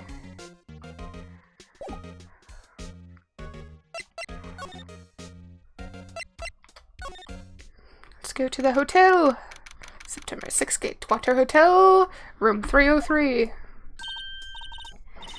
Well, hello there, handsome. Hi. Smooth, right? Real smooth. You're the lawyer, aren't you? The detective told me. He said, don't say nothing to that lawyer, pal. Tee-hee. Memo to self. Thank Detective Gumshoe for making my job harder. Gee, this is all like something out of a movie. I don't know why I've, like, given her a slightly southern accent, apparently. It's all so exciting I can hardly contain myself. Oh, let me go freshen up so I can look the part of the beautiful eyewitness. I pity the lawyer that has to cross-examine this one. Let's snoop around her room.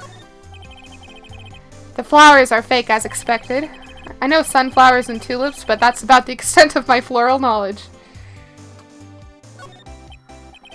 Ah, a still scene painting. Wait, should that be still life?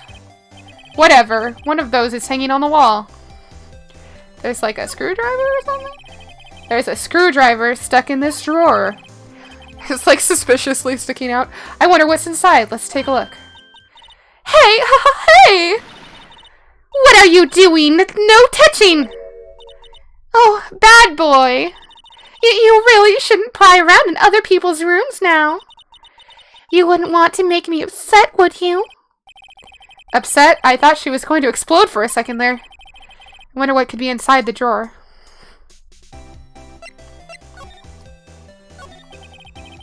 Do you think you could tell me something? I need you to describe what you observed at the time of the incident. Oh, observe? Incident? You sound just like a lawyer in the movies. I like a man with a big vocabulary. Gulp. Better not encourage her. You know that thing happened the other day? The bad thing? What did you see when it happened? I don't suppose you could tell me about it? Pretty please? Let me see. Well, dream on. If you want to know, you'll just have to come to court tomorrow, Mr. Lawyer. Oh boy. Could you... Just who exactly are you? Oh, Mr. Lawyer, are you hitting on me? No! Hey, I'm just doing my job here. Tee-hee! You know you're cute when you blush. Believe me, this is the first time in my life I've blushed this much. Right, can you just tell me what it is you do? Well... No! Tee-hee! And you had your little hopes up, didn't you? Oh boy. I see there are 2 glasses on the table. Is someone staying here with you?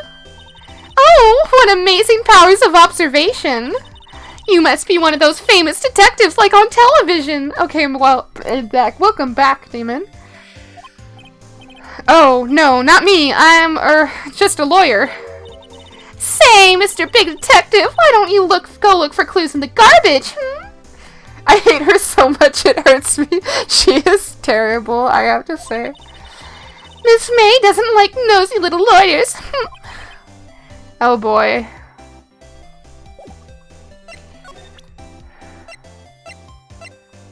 I don't think there's anything relevant. I can't snoop with her there, right? It'll just stop me. Cough, cough. Maybe later. Bottle and 2 glasses are on the table. Somebody must be staying with her. The late summer sunlight streams through the window. There's the Fanco Law Office's building, of course. You can see the inside of the room pretty clearly from here. I think it would be a little difficult to recognize a face from this distance, though. Just a heads up that I might be wrapping up stream within the next, like, half hour or so. I don't know. But, she likes people with big personalities, yeah. She says, like, I love a man with a big vocabulary. Teehee.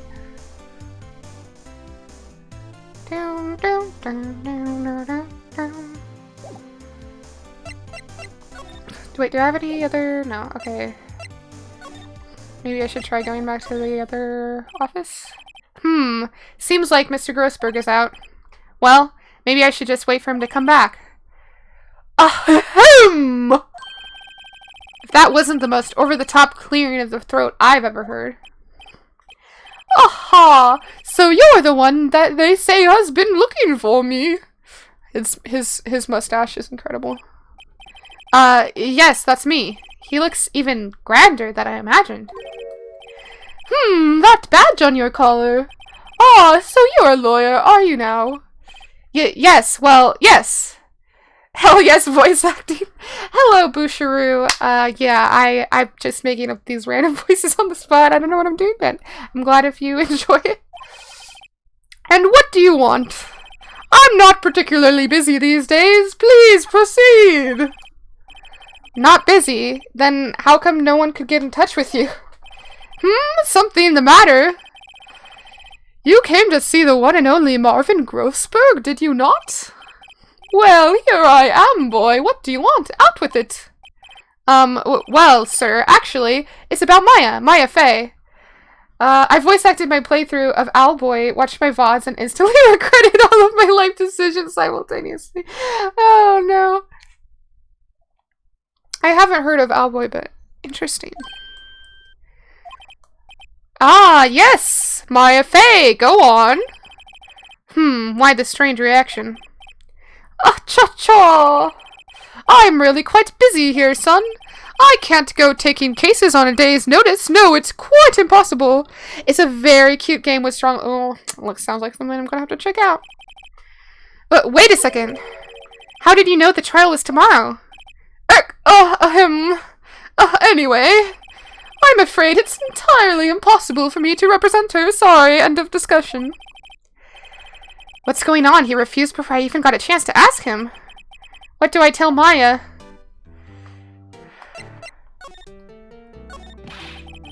How can you just refuse like that? Please, tell me why you won't take the case. Well, you see, it's just... I'm busy, you see. But the client is Mia Fey's sister. Mia trusted you. She knew her sister would be in good hands. Are you in good hands? Allstate? Yes, of course, I know that. However... I'm sorry, but I must refuse. Sorry, goodbye. Creep. Fine. I don't have time to argue with you anyway. I'll go look elsewhere. Grumble. Think not. Huh? Did you say something? I think not, I said. What do you mean? I'm terribly, terribly sorry. But I'm afraid that no lawyer worth their salt will take on this particular case. Rude. Terribly sorry, my boy. Why? I cannot say. I beg your pardon, but could you leave now? I've nothing more to discuss with you. What's going on here?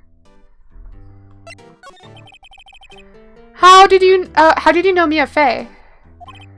She worked here a long time ago. Quite the apprentice, that one.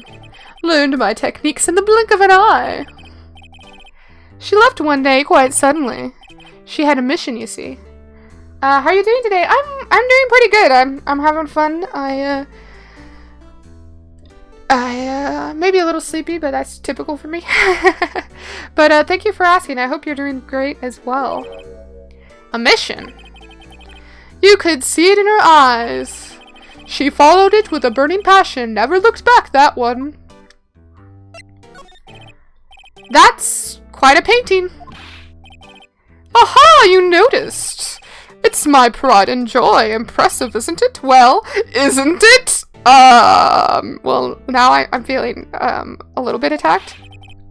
The color of the sky, the hue of the sea, the weave of the straw hat. It's worth at least 3 million. I have no intention of parting with it, of course. No, I won't sell it, not even to you. I wasn't interested. It's not for sale. I'm not buying! Jeez. Okay.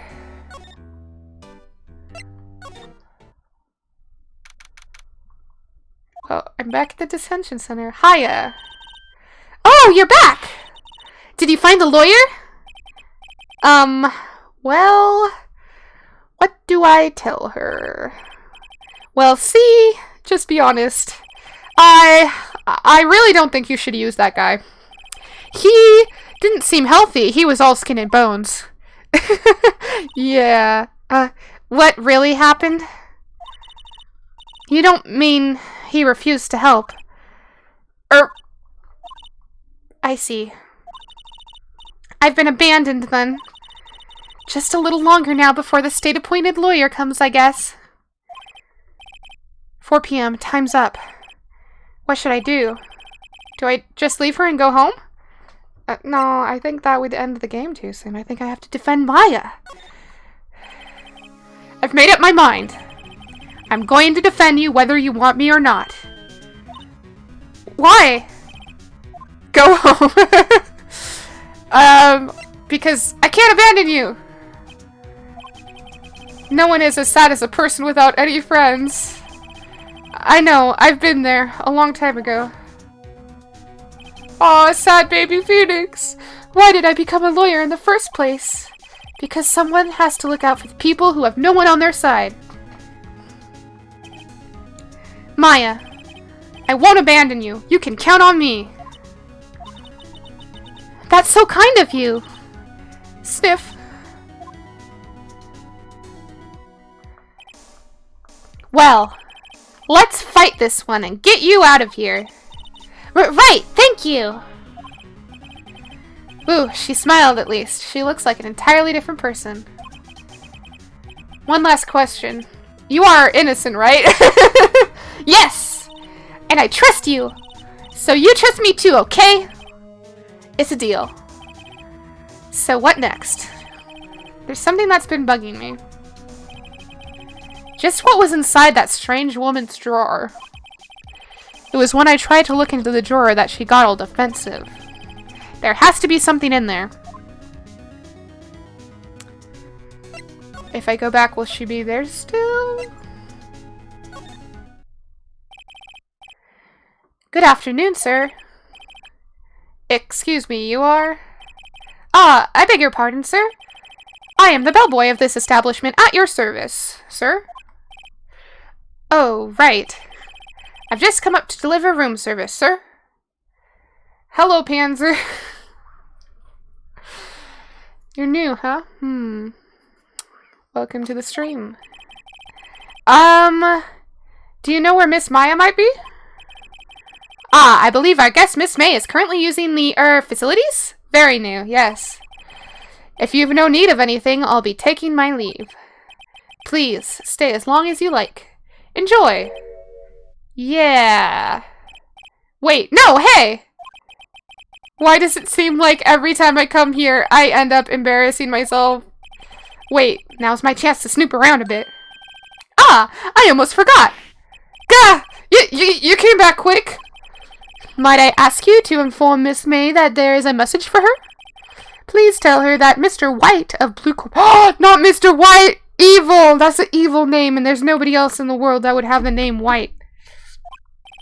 Oh, right, sure. Mr. White of Blue Corp? Where have I heard that name? White. That was his name. My sister told me. White was the name of the guy who ruined Mia and Maya's mother. Could it be a coincidence? Now I can finally snoop in the drawer. There's a screwdriver sticking out of that half-open drawer. Now's my chance to see what's inside. What do we have here? A wiretap? What would a woman like her be doing with a thing like this? There is definitely something suspicious about this Miss May. Why would she have something like this in her hotel room? There's a story behind all this, I know it. Alright. I'll be using this bit of evidence in tomorrow's trial, that's for sure. For Maya's sake, I'll get to this woman's bottom. Wait, I mean, you know what I mean. Oh, Bellboy? Still there? Uh-oh. Time to scream. Oh, I guess that was her. I just realized. I look forward to tangoing with you tomorrow, Miss May. In court! To be continued.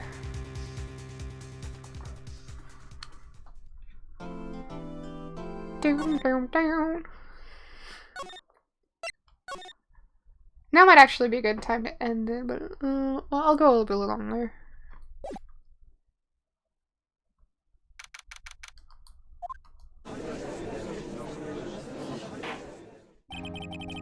Court is now in session for the trial of Miss Maya Fey. The prosecution is ready, Your Honor. The defense is ready, Your Honor. Miles Edgeworth, I had better not show any signs of weakness today, or he'll be on to me in an instant. Mr. Edgeworth, please give the court your opening statement. Thank you, Your Honor. The defendant, Miss Maya Fey, was at the scene of the crime. The prosecution has evidence she committed this murder, and we have a witness who saw her do it. The prosecution sees no reason to doubt the facts of this case, Your Honor. I see. Thank you, Mr. Edgeworth. Let's begin, then. If we may call our first witness, Your Honor. The prosecution calls the chief officer at the scene, Detective Gumshoe.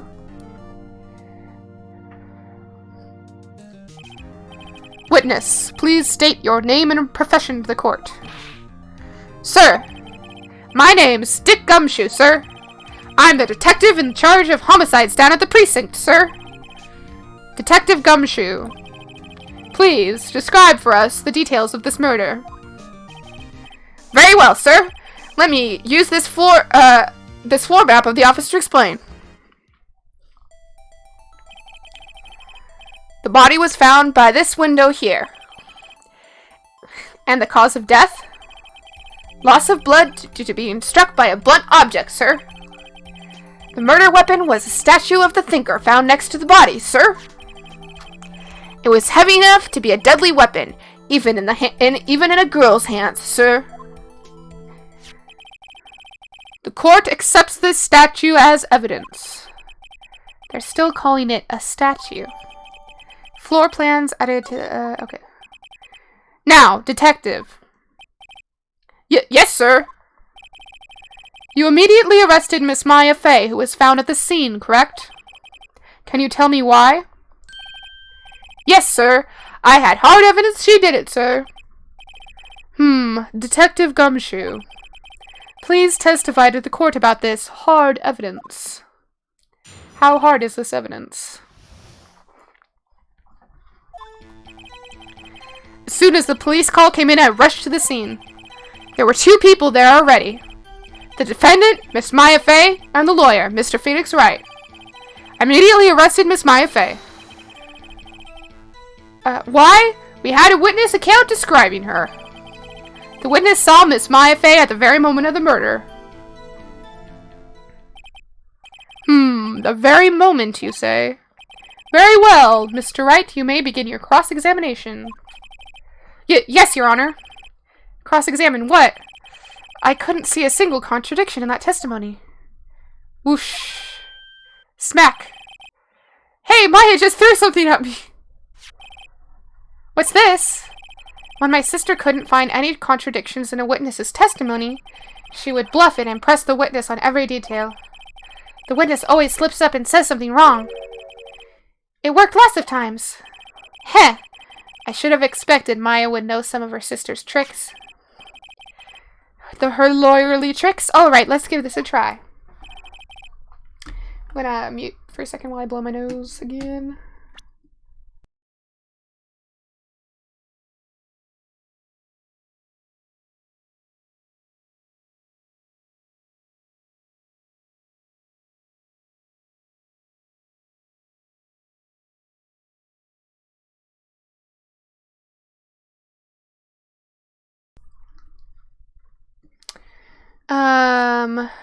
Whoops, I think I accidentally pressed a button. Something the matter? No, Your Honor! I'd like to begin my cross-examination.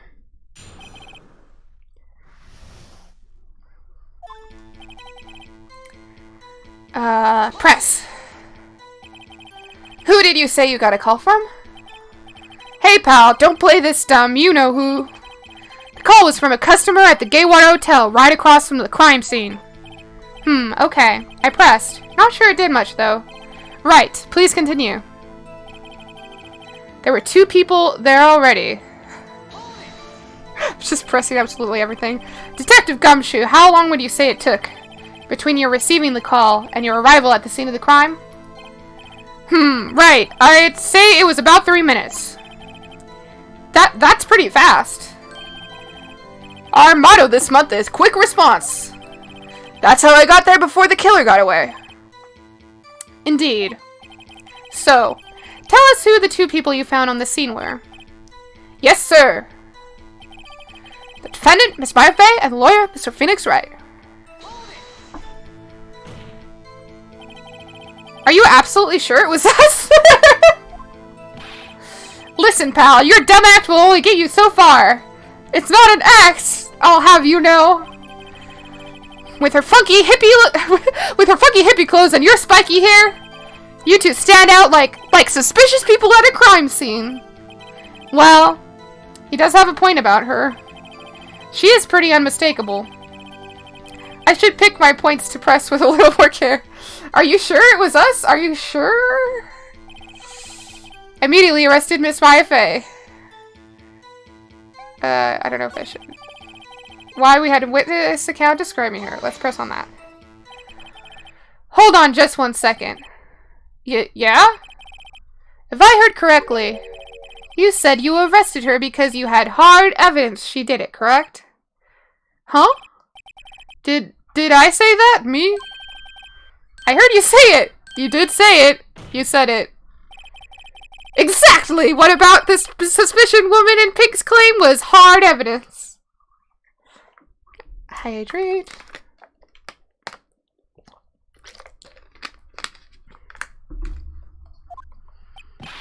What? Miss May isn't suspicious and she sure isn't pink, pal. What? Well, I guess she is pink. That's enough, Detective Gumshoe. Do you have any more solid proof than her claims, Detective? I guess pressing can have its advantages.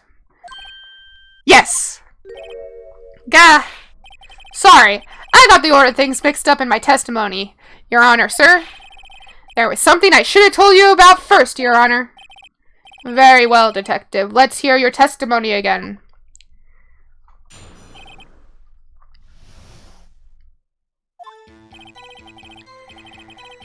After securing the suspect, I examined the scene of the crime with my own eyes. Are you sure they were your own eyes? I found a memo written on a piece of paper next to the victim's body. On it, the word Maya is written clearly in blood. Lab test results showed that the blood was the victim's. Also, there was blood found on the victim's finger. Before she died, the victim wrote the killer's name.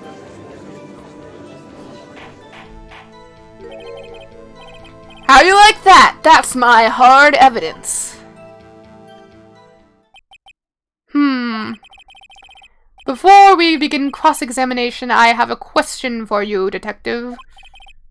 Your Honor? Why didn't you testify about this vital piece of evidence the first time? That's some bad evidence. Hard. It's very hard evidence. I know. I'm real embarrassed. I forgot about it, Your Honor. Try to be more careful. Very well. The defense may begin its cross-examination.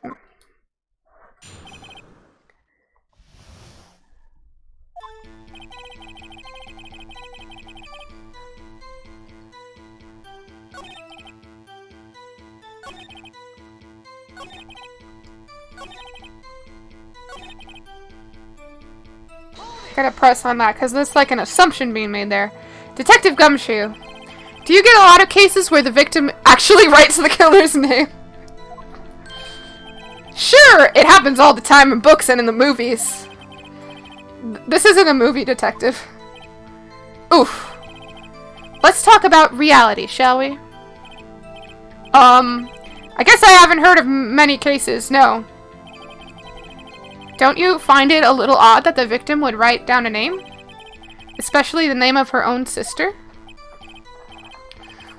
Yeah, actually, you got a point, pal. What is this to you, detective? Some sort of game? Stop right there. The witness's opinion on the matter is irrelevant. The facts are clear. The victim wrote down the name of the accused. The victim told us the name of her killer. Order! Order! That didn't go so well. That's right! What he said. Edgeworth is so hot. That's his whole testimony. Okay. There has to be a contradiction in there somewhere. Let's find it.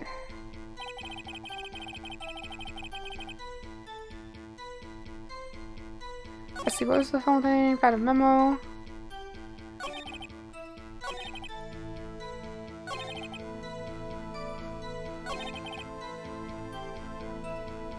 What things do I have to? I have the...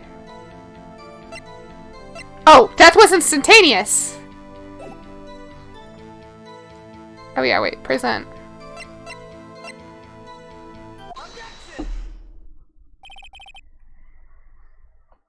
Detective Gumshoe, there's one thing I want you to clarify for me here. You say that the victim, Mia Fey, wrote this note. That she was accusing the defendant, Maya Fey? That's really what you're saying? What? This isn't one of those lawyer tricks now, is it? Of course she wrote it! Who else could have? You have it backwards, detective. But backwards? The victim is the only person who absolutely could not have written it. This is a report from your department, detective. Immediate death due to a blow from a blunt object.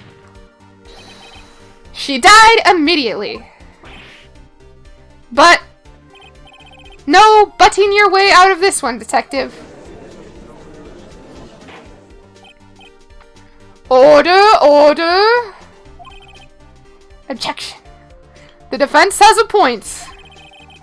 Someone who died immediately wouldn't have had the time to write anything down. Mr. Wright, I beg your pardon, but what exactly did you obtain... when exactly did you obtain that autopsy report? What? When? The day after... Was it the day of or the day after? Was it the day of... I forget. Imagine being accused of murdering your sister and this is the court case going for you. How terrible. Yeah. Does it say on it when I got it? I forget. I'm sorry, I forgot. That little head shake. Ha! Forgot, you say. It was the day after the murder, Your Honor, sir. I was the one who handed to him myself, personally. Oh, yeah, that is true. Oh, we're right. The prosecution's point being... that autopsy report is outdated, Your Honor. What? A second autopsy was performed yesterday at my request. Death was almost immediate due to a blow from a blunt object. But there is a possibility the victim lived for several minutes after the blow. I received these results this morning. No way! Your Honor, it's quite easy to imagine that the victim did have time to write Maya. That is all. I see. Damn you, Edgeworth. I should have known you'd have something up your sleeve. Instantaneous in several minutes is quite a gap, yeah. Why, Mr. Wright, you look shocked. Something you wanted to say? You're a sham, Edgeworth! The detective's a sham! I was sham! Damn you, Artis. You're a sham, Edgeworth! Mr. Edgeworth, I've heard there's nothing you won't do to get your verdict. What reason could you possibly have had to request a second autopsy report? Mr. Wright, the defense will refrain from personal attacks on the prosecution. He started it, I'm pretty sure. No matter, Your Honor. Mr. Wright, say what you will, the evidence in this report is undeniable. Your Honor, I submit this report to the court. That rhymed.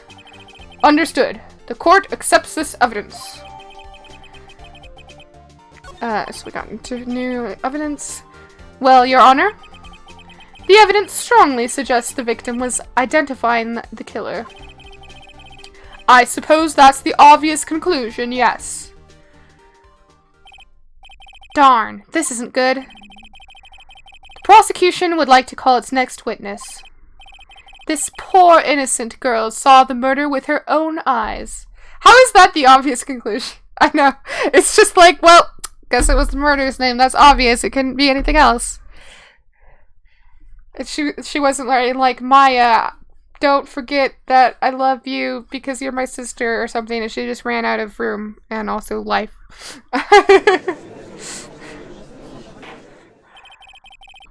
Let the witness, Miss April May, take the stand. Exactly what part of her is innocent?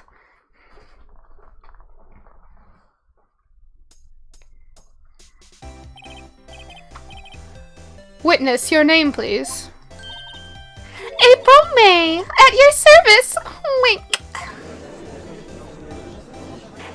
The ice in my drink is gone. It's obvious there's an ice thief among us. Yes. Order! An introduction should not require any reaction from the crowd. The witness will refrain from wanton winking. Aw, yes, Your Honor. This is not good.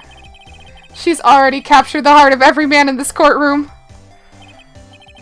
Tell us, where were you on the night of September 5th when the murder occurred? Gee, I was, in my hotel room. Teehee.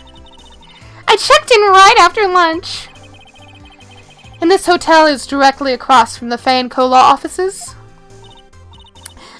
That's right, big boy. Please testify to the court about what you saw.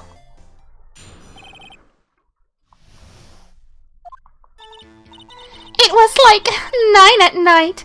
I looked out the window, you know. And then, I saw a woman with long hair being attacked.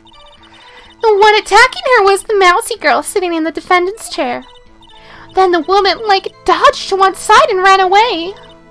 But that girl, she caught up to her and she hit her. Then the woman with the long hair, she kinda slumped. The end. That's all I saw. Every little bitsy witsy. Wink.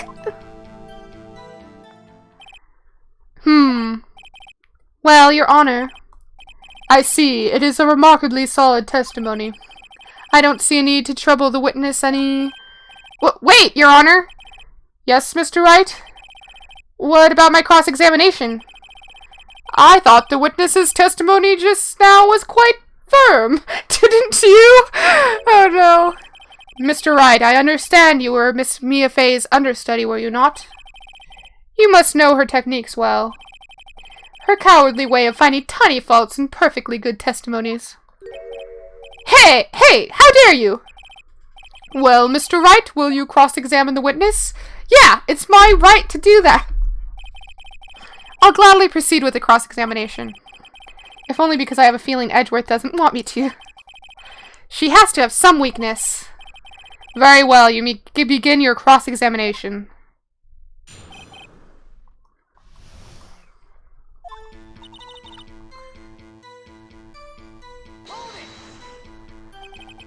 Why did you do that? Why did you look at the window? Huh? Why? Why what?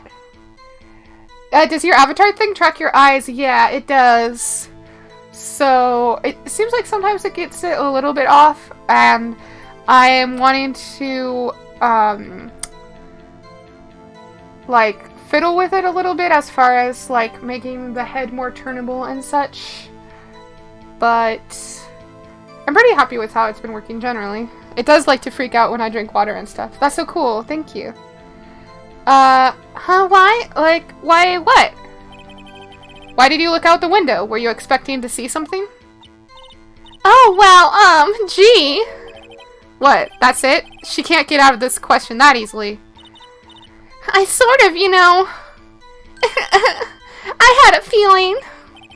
Well, I have a feeling she's trying to avoid the question. Maybe I should press a little harder on this one? Yeah, press harder. I feel bad saying the words press harder with this specific witness because it makes me uncomfortable, but okay. Surely you must have had a reason to look out your window at that time of night. Oh! Mr. Wright, I will not have you badgering my witness. But badgering? You insist on needling her with these trivial questions. I really don't think it should be allowed. Yeah, stop him! Yeah. The poor girl. Order. Mr. Wright, you have been warned. Poor girl? What about poor me? You looked out the window. What did you see next? And then, ooh, I saw a woman with long hair being attacked. The woman with long hair. That was Mia Fey? Slender, sorta well. Some people might say pretty if that's your thing. Your thing? And the person attacking her? The one attacking her was that masked girl sitting on the defendant's chair. How do you know she was the defendant? Huh? Well, you know. She had a girlish physique. Women know these things. Look, I just know, okay? There was only one person at the scene of the crime with a short, girlish figure. The testimony is bulletproof, Your Honor. He's right. I question the testimony? Hold on a minute! That testimony stinks! Whoa, what? Miss May, I'm willing to bet that... that you're lying? I don't know if I made a bad decision. Are you telling the truth? Did you really see the defendant?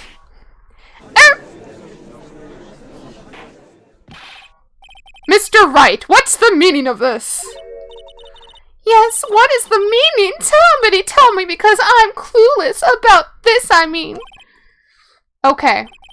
If you had really witnessed my client, Maya Fey, you would have noticed her clothes before noticing her physique. Ah. No one wears clothes like this on a daily basis, except her. And I'm no expert on fashion, but her hairdo looks far from normal to me. However, the witness's testimony mentions neither of these things. The testimony is bogus. But... Still, we don't know if she was dressed that way the night of the murder. She was, Your Honor. I saw her. And so did Detective Gumshoe. What do you say to that, Miss May? Rawr, what are you trying to say, you mean lawyer? I saw what I saw. I just didn't think all the trifling little details were necessary, darling. Miss May, the court would like to remind you to please omit nothing in your testimony. I'm sorry, Your Honor. I'll be a good girl, I promise. Wink. Her testimony again, if you would. Damn, I almost had her.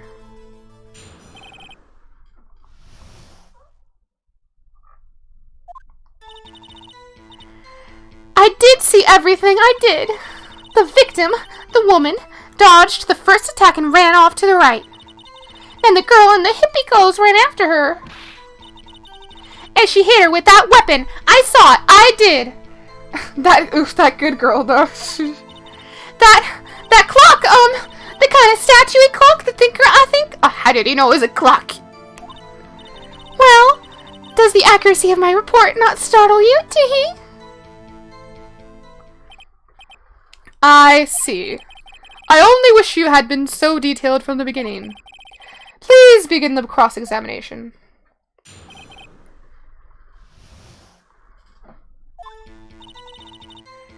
Oh, whoops. Let's go to the part where she said... That clock. A clock? Didn't this come up in another testimony recently? Well, don't look so sour, Mr. Lawyer. You can't win them all. No, but I have a feeling I'm on to something now.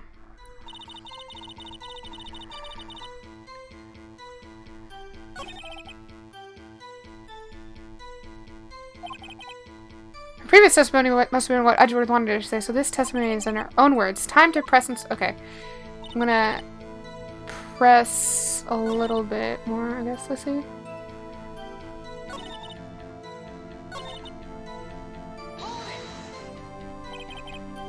Where did this weapon come from? She picked it up from the desk. I see. What sort of weapon was it? That clock,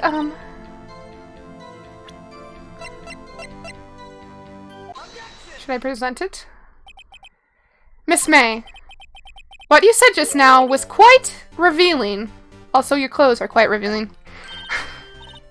Revealing? Oh, you'd say you'd like that, wouldn't you, naughty Mr. Lawyer? You just said that this statue of the thinker was a clock. But there's no way of knowing that just by looking at it. Another person in much the same position as you recently called this a clock too. And he was found guilty of murder. Order! Order! Miss May, can you explain how you knew this was a clock? Oh, The witness saw the murder with her own eyes. That's all that's important here. The defense is trying to confuse the issue with trivial concerns. Yes, of course. You will withdraw your question, Mr. Wright. But questions are all I have, Your Honor. And as you may recall, I've caught murderers with these questions before. Well, only once. Objection sustained. You may continue to question the witness. Ooh, that was close. If you stopped me there, the trial would be over. Huh? What? So, what happens now? What happens now is you answer my question. How did you know it was a clock? What? That's... because I heard it? Yes, I heard it say the time. So, you've been to the law offices of Fay & Co. No, hey, I didn't say that. Why would I go there? I heard it from my hotel room, hee. The law offices of Fay & Co., where the murder took place, is very close to the hotel. She could easily have heard the clock. Well, Mr. Wright, are you satisfied? No, Your Honor. I can't give up now. I'm not satisfied because... it couldn't have rung. It was the innards were taken out. Heard a tiny clock. What? Your Honor, members of the court. It is inconceivable that the clock in question rang, because it's empty. That clock is missing its clockwork. How could you possibly? Just take a look, right now. Oh! See anything interesting, Your Honor? It is as the defense says. This clock is missing its clockwork. It's quite empty. Mr. Wright, would you care to explain to the court the meaning of this? It is as you can see. The clock was empty. It couldn't have rung. Therefore, this witness is a big fat liar. Fat? That's what she took away from it. Well, Miss May? Tisk. Quite a show you've put on for us, Mr. Wright. He knew the clock was empty, somehow. He knew. I'm afraid you've forgotten one thing, however. Indeed, the clock is empty, as you say. It can't ring. However, we must ask, when was the clockwork removed? If it was after the witness heard the clock, then there is no contradiction. That's true. That is a possibility. Aha, but luckily I remember in my great memory that she said that she took it out on the phone, so I have the phone call recording, conveniently. The clock might have been emptied after she heard it. And that is exactly what happened, Your Honor. Well, Mr. Wright, can you prove when the clockwork was removed? Ho ho! Impossible, of course. I have proof. Well, what? Wasn't it you who told me proof is everything? Well, I was listening. And now I'll show you the proof you like so much. The evidence that proves when the clockwork was removed is... So they're worried about the clock being emptied beforehand, but they're convinced the name was the name of the killer. Yeah. It's like... It's Edgeworth's lawyerly tricks. Let's see. Wait, where's the... I guess the phone has it. Yeah.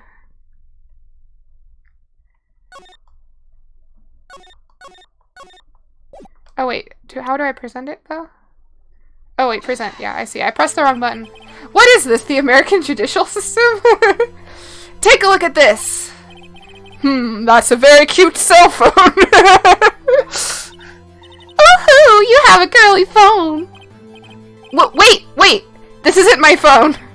Listen.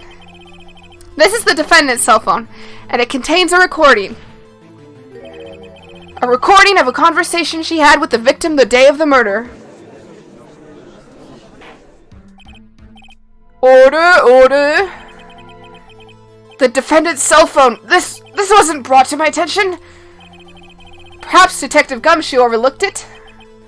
Grumble, the good detective better remember he's up for evaluation soon. I gotta say, I'm starting to feel bad for the big fella. Let's hear the conversation. Beep.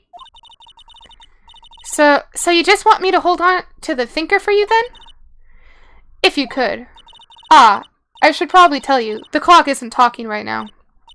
Huh? It's not working? That's lame. I had to take the clockwork out, sorry. Beep! Your Honor, I think this makes it clear the clockwork was already gone by the time this was recorded. Which was, well, before the witness even arrived at her hotel. Well, Miss May, would you care to explain this to the court? Just how did you know that this weapon was a clock? Well, isn't it obvious? I saw that clock before. What store was that again? I go to so many. Oops, I forgot. Wink. So the witness had seen it before. That would make sense. Does the defense have any objections, Mr. Wright? Yes. The witness claims she had seen it before. But this directly contradicts a piece of evidence already submitted to the court. Well then, let's see it. Please produce this evidence that will prove the witness had not seen the clock before. And this clock, it was made by Larry Butts, who only made 2. It was a very limited edition and not found in stores. It's simple. This clock was never in any store ever. What? A friend of mine made that clock. Only 2 exist in the world. And the one that isn't here is in police custody. Impossible! Everything is sold at stores. Miss May, I think it's high time you went shopping for a better excuse. Oh? Excuse is not on sale today?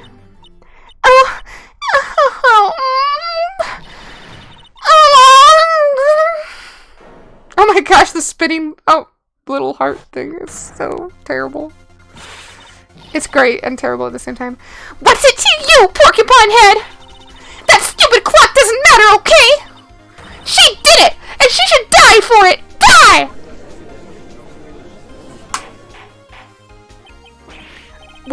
Whoa, let's not get ahead of ourselves.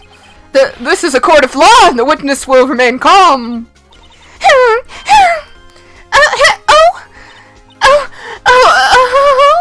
Silly me! Did I, lose it? I guess I did, teehee. Wink. Scary. Miss May, let me ask. Tell me, how did you know the weapon was a clock? Oh dear. Does the defense have an opinion on this behavior? Okay, this is it. Yes, Your Honor. Allow me to explain how I see the truth of the matter. Miss April May, you knew the weapon was a clock because... Because you held it?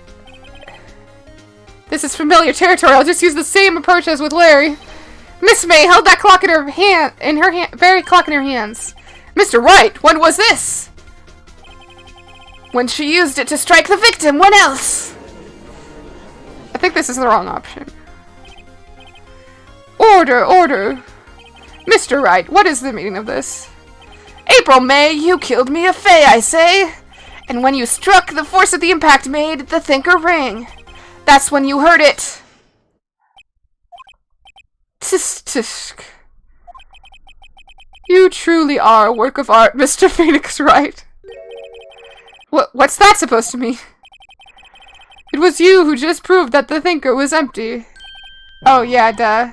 Oh, of course it wouldn't ring. What's more, the witness has a rock-solid alibi.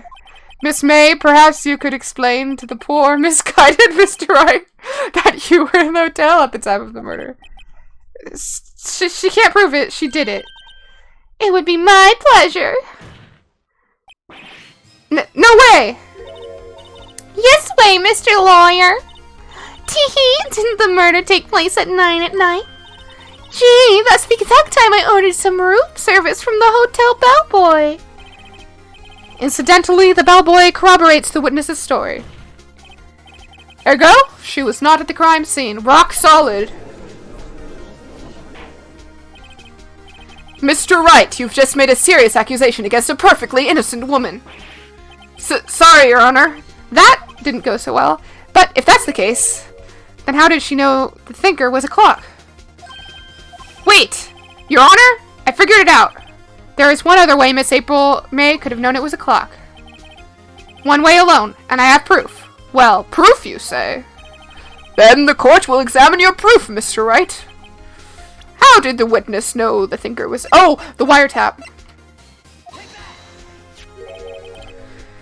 Have a look at this. That... I found this in Miss May's room. Mr. Wright, please explain to the court what this is. Miss April May, you were tapping the victim, Miss Faye's phone, were you not? Take that, yeah. Oh! Your Honor, this is irrelevant. I'm not entirely sure that it is. Objection overruled. It troubles me that our witness was in possession of a wiretap. And it's great how they just take our word for it. It didn't have to, have a chain of evidence or anything. This is outrageous. Does the defense truly claim that the witness was tapping her phone? Absolutely. Even if that was the case, which it's not, you still have to prove one thing. Did the victim ever say that the weapon was a clock on the phone? This is not a very good court. No, not really. It makes for a good game, though. Can you prove that? I think not. Oh yeah, I think I can. It's simple. What? Here's my proof. The proof that the victim said on the phone that the weapon was a clock is the phone call, I assume. I present the defendant's cell phone. Yes, we've seen that. I mean, I'm still here actively paying attention. Listen, what's more to the conversation between the defendant and the victim? Mia, what's up? You haven't called in a while. Well, actually, there's something I want you to hold on to for me. Again? What's it this time? It's a clock. It's made to look like that statue, the thinker, and it tells you the time. Miss April May? You used a wiretap to listen to this conversation. That's how you knew the thinker was a clock. Am I wrong? Your Honor, this is ridiculous. Your Honor, look at the witness's face. Does she seem amused to you? The defense demands an answer. Witness, answer the question. Did you tap her phone? Miss May! Shut up, all of you! What gives you the right to talk to me like that? You lawyer!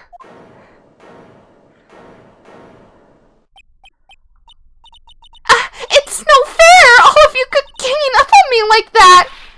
Oh, so I'm the bad girl, is that it? Is that it?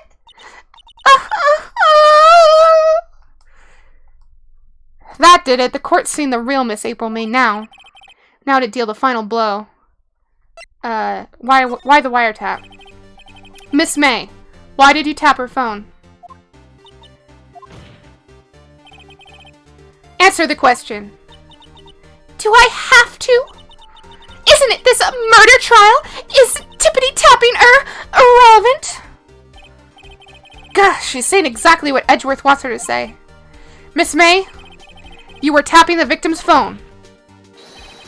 I hardly call that irrelevant. While this court does not condone the defense's tone of voice, he has a point. Well, Miss May, do you have an explanation for the court? Oh, at the time of the murder, I was in my hotel room getting room service. How could I have killed her? If you don't believe me, just ask the bellboy. Well, does the defense have anything to say? Well, come on, think of something. Call the bellboy, maybe? The defense would like to call the hotel bellboy as a witness. There's something suspicious here, and I'm going to get to the bottom of it. I think you've sunken quite low enough already. I object to calling the bellboy. Why? What's your reason? Because I hold that the wiretapping had nothing to do with the killing. However, if you agree to one condition, I'll consent to calling this witness. Condition? If Miss April May's alibi is not called into question after you examine the bellboy, then you will recognize that Miss April May was not the killer, thus she is innocent. She may not be the killer, but she's not innocent, okay? And thereby, you must also accept the verdict of guilty for Miss Maya Fey. That is my condition. What? I'd better find something suspicious in that bellboy's testimony. Otherwise, Maya will be declared guilty on the spot. What should I do? I think I accept the condition. I think we have to. Alright, I've got nothing to lose, except for, well, everything. What? Why could you not call the bellboy because of the wiretap? Yeah. Understood. I accept your condition. Fool. You fell right in my trap. Uh-oh. Wait. Very well. The court calls the hotel bellboy to the stand. He conveniently happens to be here. I believe we're ready for the witness to testify. He certainly does look like a bellboy. Yes, sir, I received your summons in the middle of work, sir. I'm happy to be of service. That tea set looks rather heavy, so without further ado, the witness may begin his testimony. Very good, sir.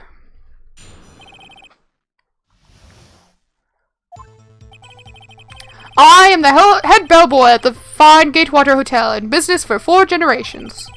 I believe I received a call after 8 in the evening from our guest, Miss May.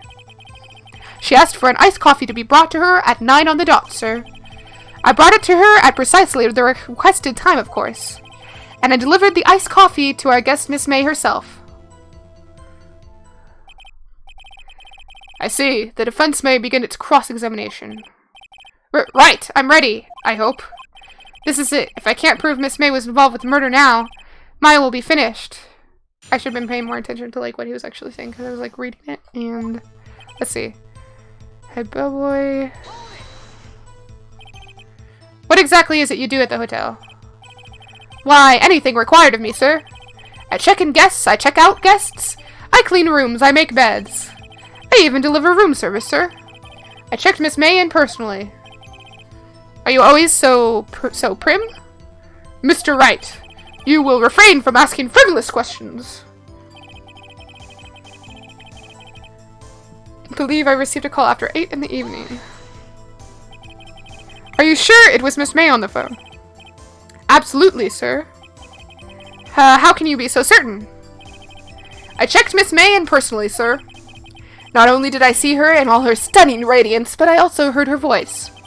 And then I saw them, and I... oh my gosh. The point being, I remembered her quite well, sir. Yes, what then? She asked for an iced coffee to be brought to her 9 on the dot. That's a little bit odd that she would ask for a specific time. 9 on the dot, you say? Yes, I confirmed that detail several times. She was watching a program on the TV and wished to drink after she finished, sir. 9 o'clock, the time of the murder. I brought it to her precisely the requested time, of course. I'm just pressing on everything. Precisely 9, then. Precisely, exactly, and most definitely, sir, 9 o'clock p.m., sir. Or, I guess I didn't say sir the last time, but... How can you be so sure? Miss May was quite insistent that it be brought then. Oh, bellboy, tee-hee, I'd like iced coffee at exactly 9 o'clock. Something like that, sir. Therefore, I knocked on her door at the crack of 9 o'clock, sir. Why would she be so particular about the time? I delivered the coffee to our guest, Miss May herself. You're sure that it was Miss April May herself? Absolutely, sir. Absolutely? Yes, sir. As in, so very absolutely, sir. It's an endearing mannerism of mine. How come you're so very certain? Well, when I brought the room service, sir. The guest, sir, favored me with an embrasseur, sir. Embrasseur, is that French for embrace? It's French for kiss, sir, but not a French kiss, sir. More of a peck on the cheek. What? Why would she have done that? I believe perhaps she was momentarily swayed by my prim demeanor, sir. It was a moment I shall never ever forget, sir. Sounds pretty fishy to me. I think our Miss May was up to something and wanted the bellboy to remember her. It's no good. There's nothing there. Is that it? Tisk tisk. Finally, you understand. This bellboy has absolutely no reason to lie. Now, if you have any decency, you'll end this rather tedious cross-examination here. It was a bit tedious. The witness may leave the stand. I can't let this happen, can I? Protest. Well, wait! Please wait. Yes? Does the defense have something to add? One last question. Let me ask one last question. Objection. Your Honor, I must object. This charade of injustice has gone on long enough. Now, Mr. Edgeworth. All right, Mr. Wright. I'll give you one more question, that's all. Okay. This is really it now. This is my last chance. What do I ask him about? I ask him about...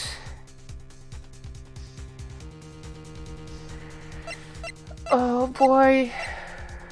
I'm gonna save.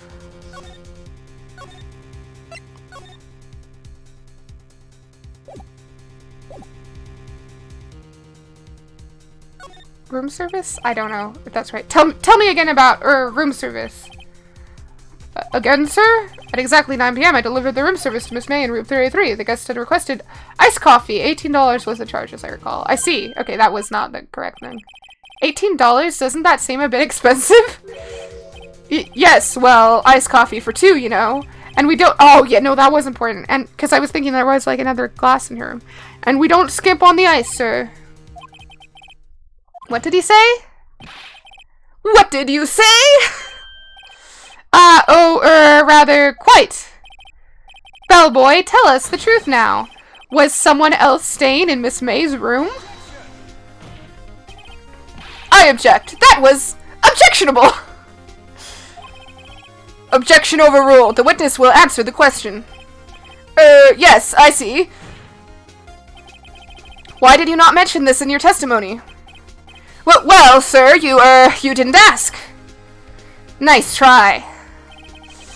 That's the sort of thing you're normally supposed to mention. Ah, yes, quite. Indeed.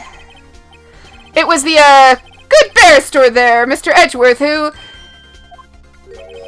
He asked me not to mention it if I wasn't specifically asked, sir. Oof! You fool! I've done it! I've won! Miss April May checked into a twin room with a man. Correct? Yes, sir. Then, when you brought that room service, You didn't see that man in the room? That's right, sir. Your Honor, we have just learned of another person involved who may have been the murderer. In light of this new fact, I hold that it's impossible to judge the defendant. Wouldn't you agree, Mr. Edgeworth? And who, Mr. Wright, who is this other person? Simple, it was... the man with Miss May. The man who checked in with Miss May. Oof! Your Honor, as has been previously revealed, Miss April May was tapping the victim's phone. Yet Miss May herself has an alibi at the time of the murder. It was Larry Butts, yeah. However, that does not clear the man that was with her. Why was he surprised? He should have known this. Let's see. The bellboy saw no one in the room at the time of the murder. My, what a convenient little setup, but it's too late. Too late? I suppose you'd like it if it was too late, wouldn't you? After all, it was you who hid the presence of another man from this court. You said the thing you just said! Oof! Upstart, amateur. These accusations are ludicrous. Enough. The court acknowledges the defense's argument. I expect the prosecution and defense to look into this matter fully. Am I understood? Yes. Yes, Your Honor. That is all today for the trial of Maya Fey. Court is adjourned.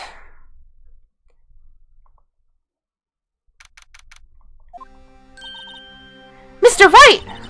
You were amazing in there. Really? I think I might be your newest fan. Oh, I was just doing my job, you know. Then again, that other attorney was pretty cool, too. Huh? That face of his, with his eyes wide and trembling lips, it sent shivers up my spine. If you say so. So, what happens with me? Do I get to go home now? Well... No, I don't think so, not yet. Oh, I see. But I got a great lead in today's trial. A lead?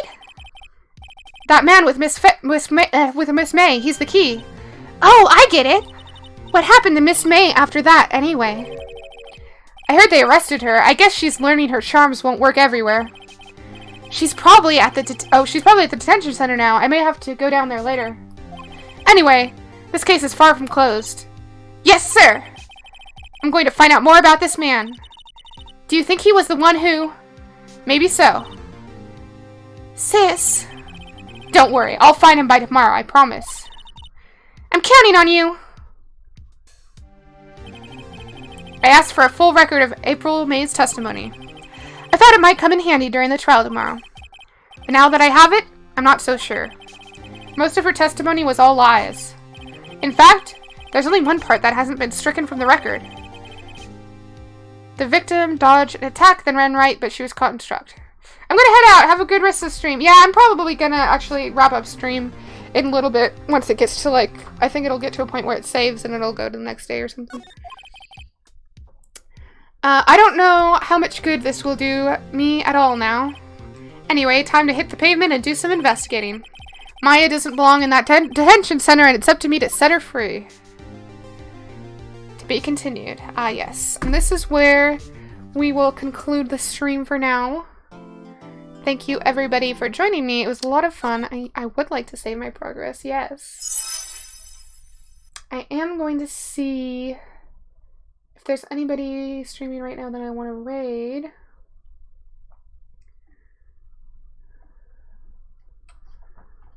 Let's see.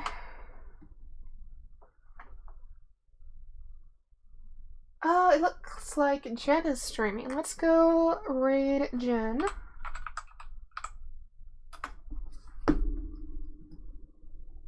One second,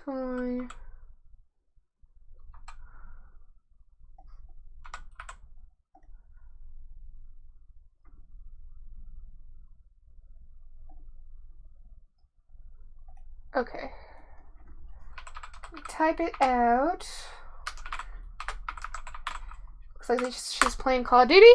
And we're gonna head over there, And yeah, thanks everybody for watching and everybody who followed. That was new. It was a really fun stream, and if you don't know, I tend to stream games streams on Mondays, so I will probably be continuing this on next Monday, and I do art streams on Fridays at 4 p.m. PST.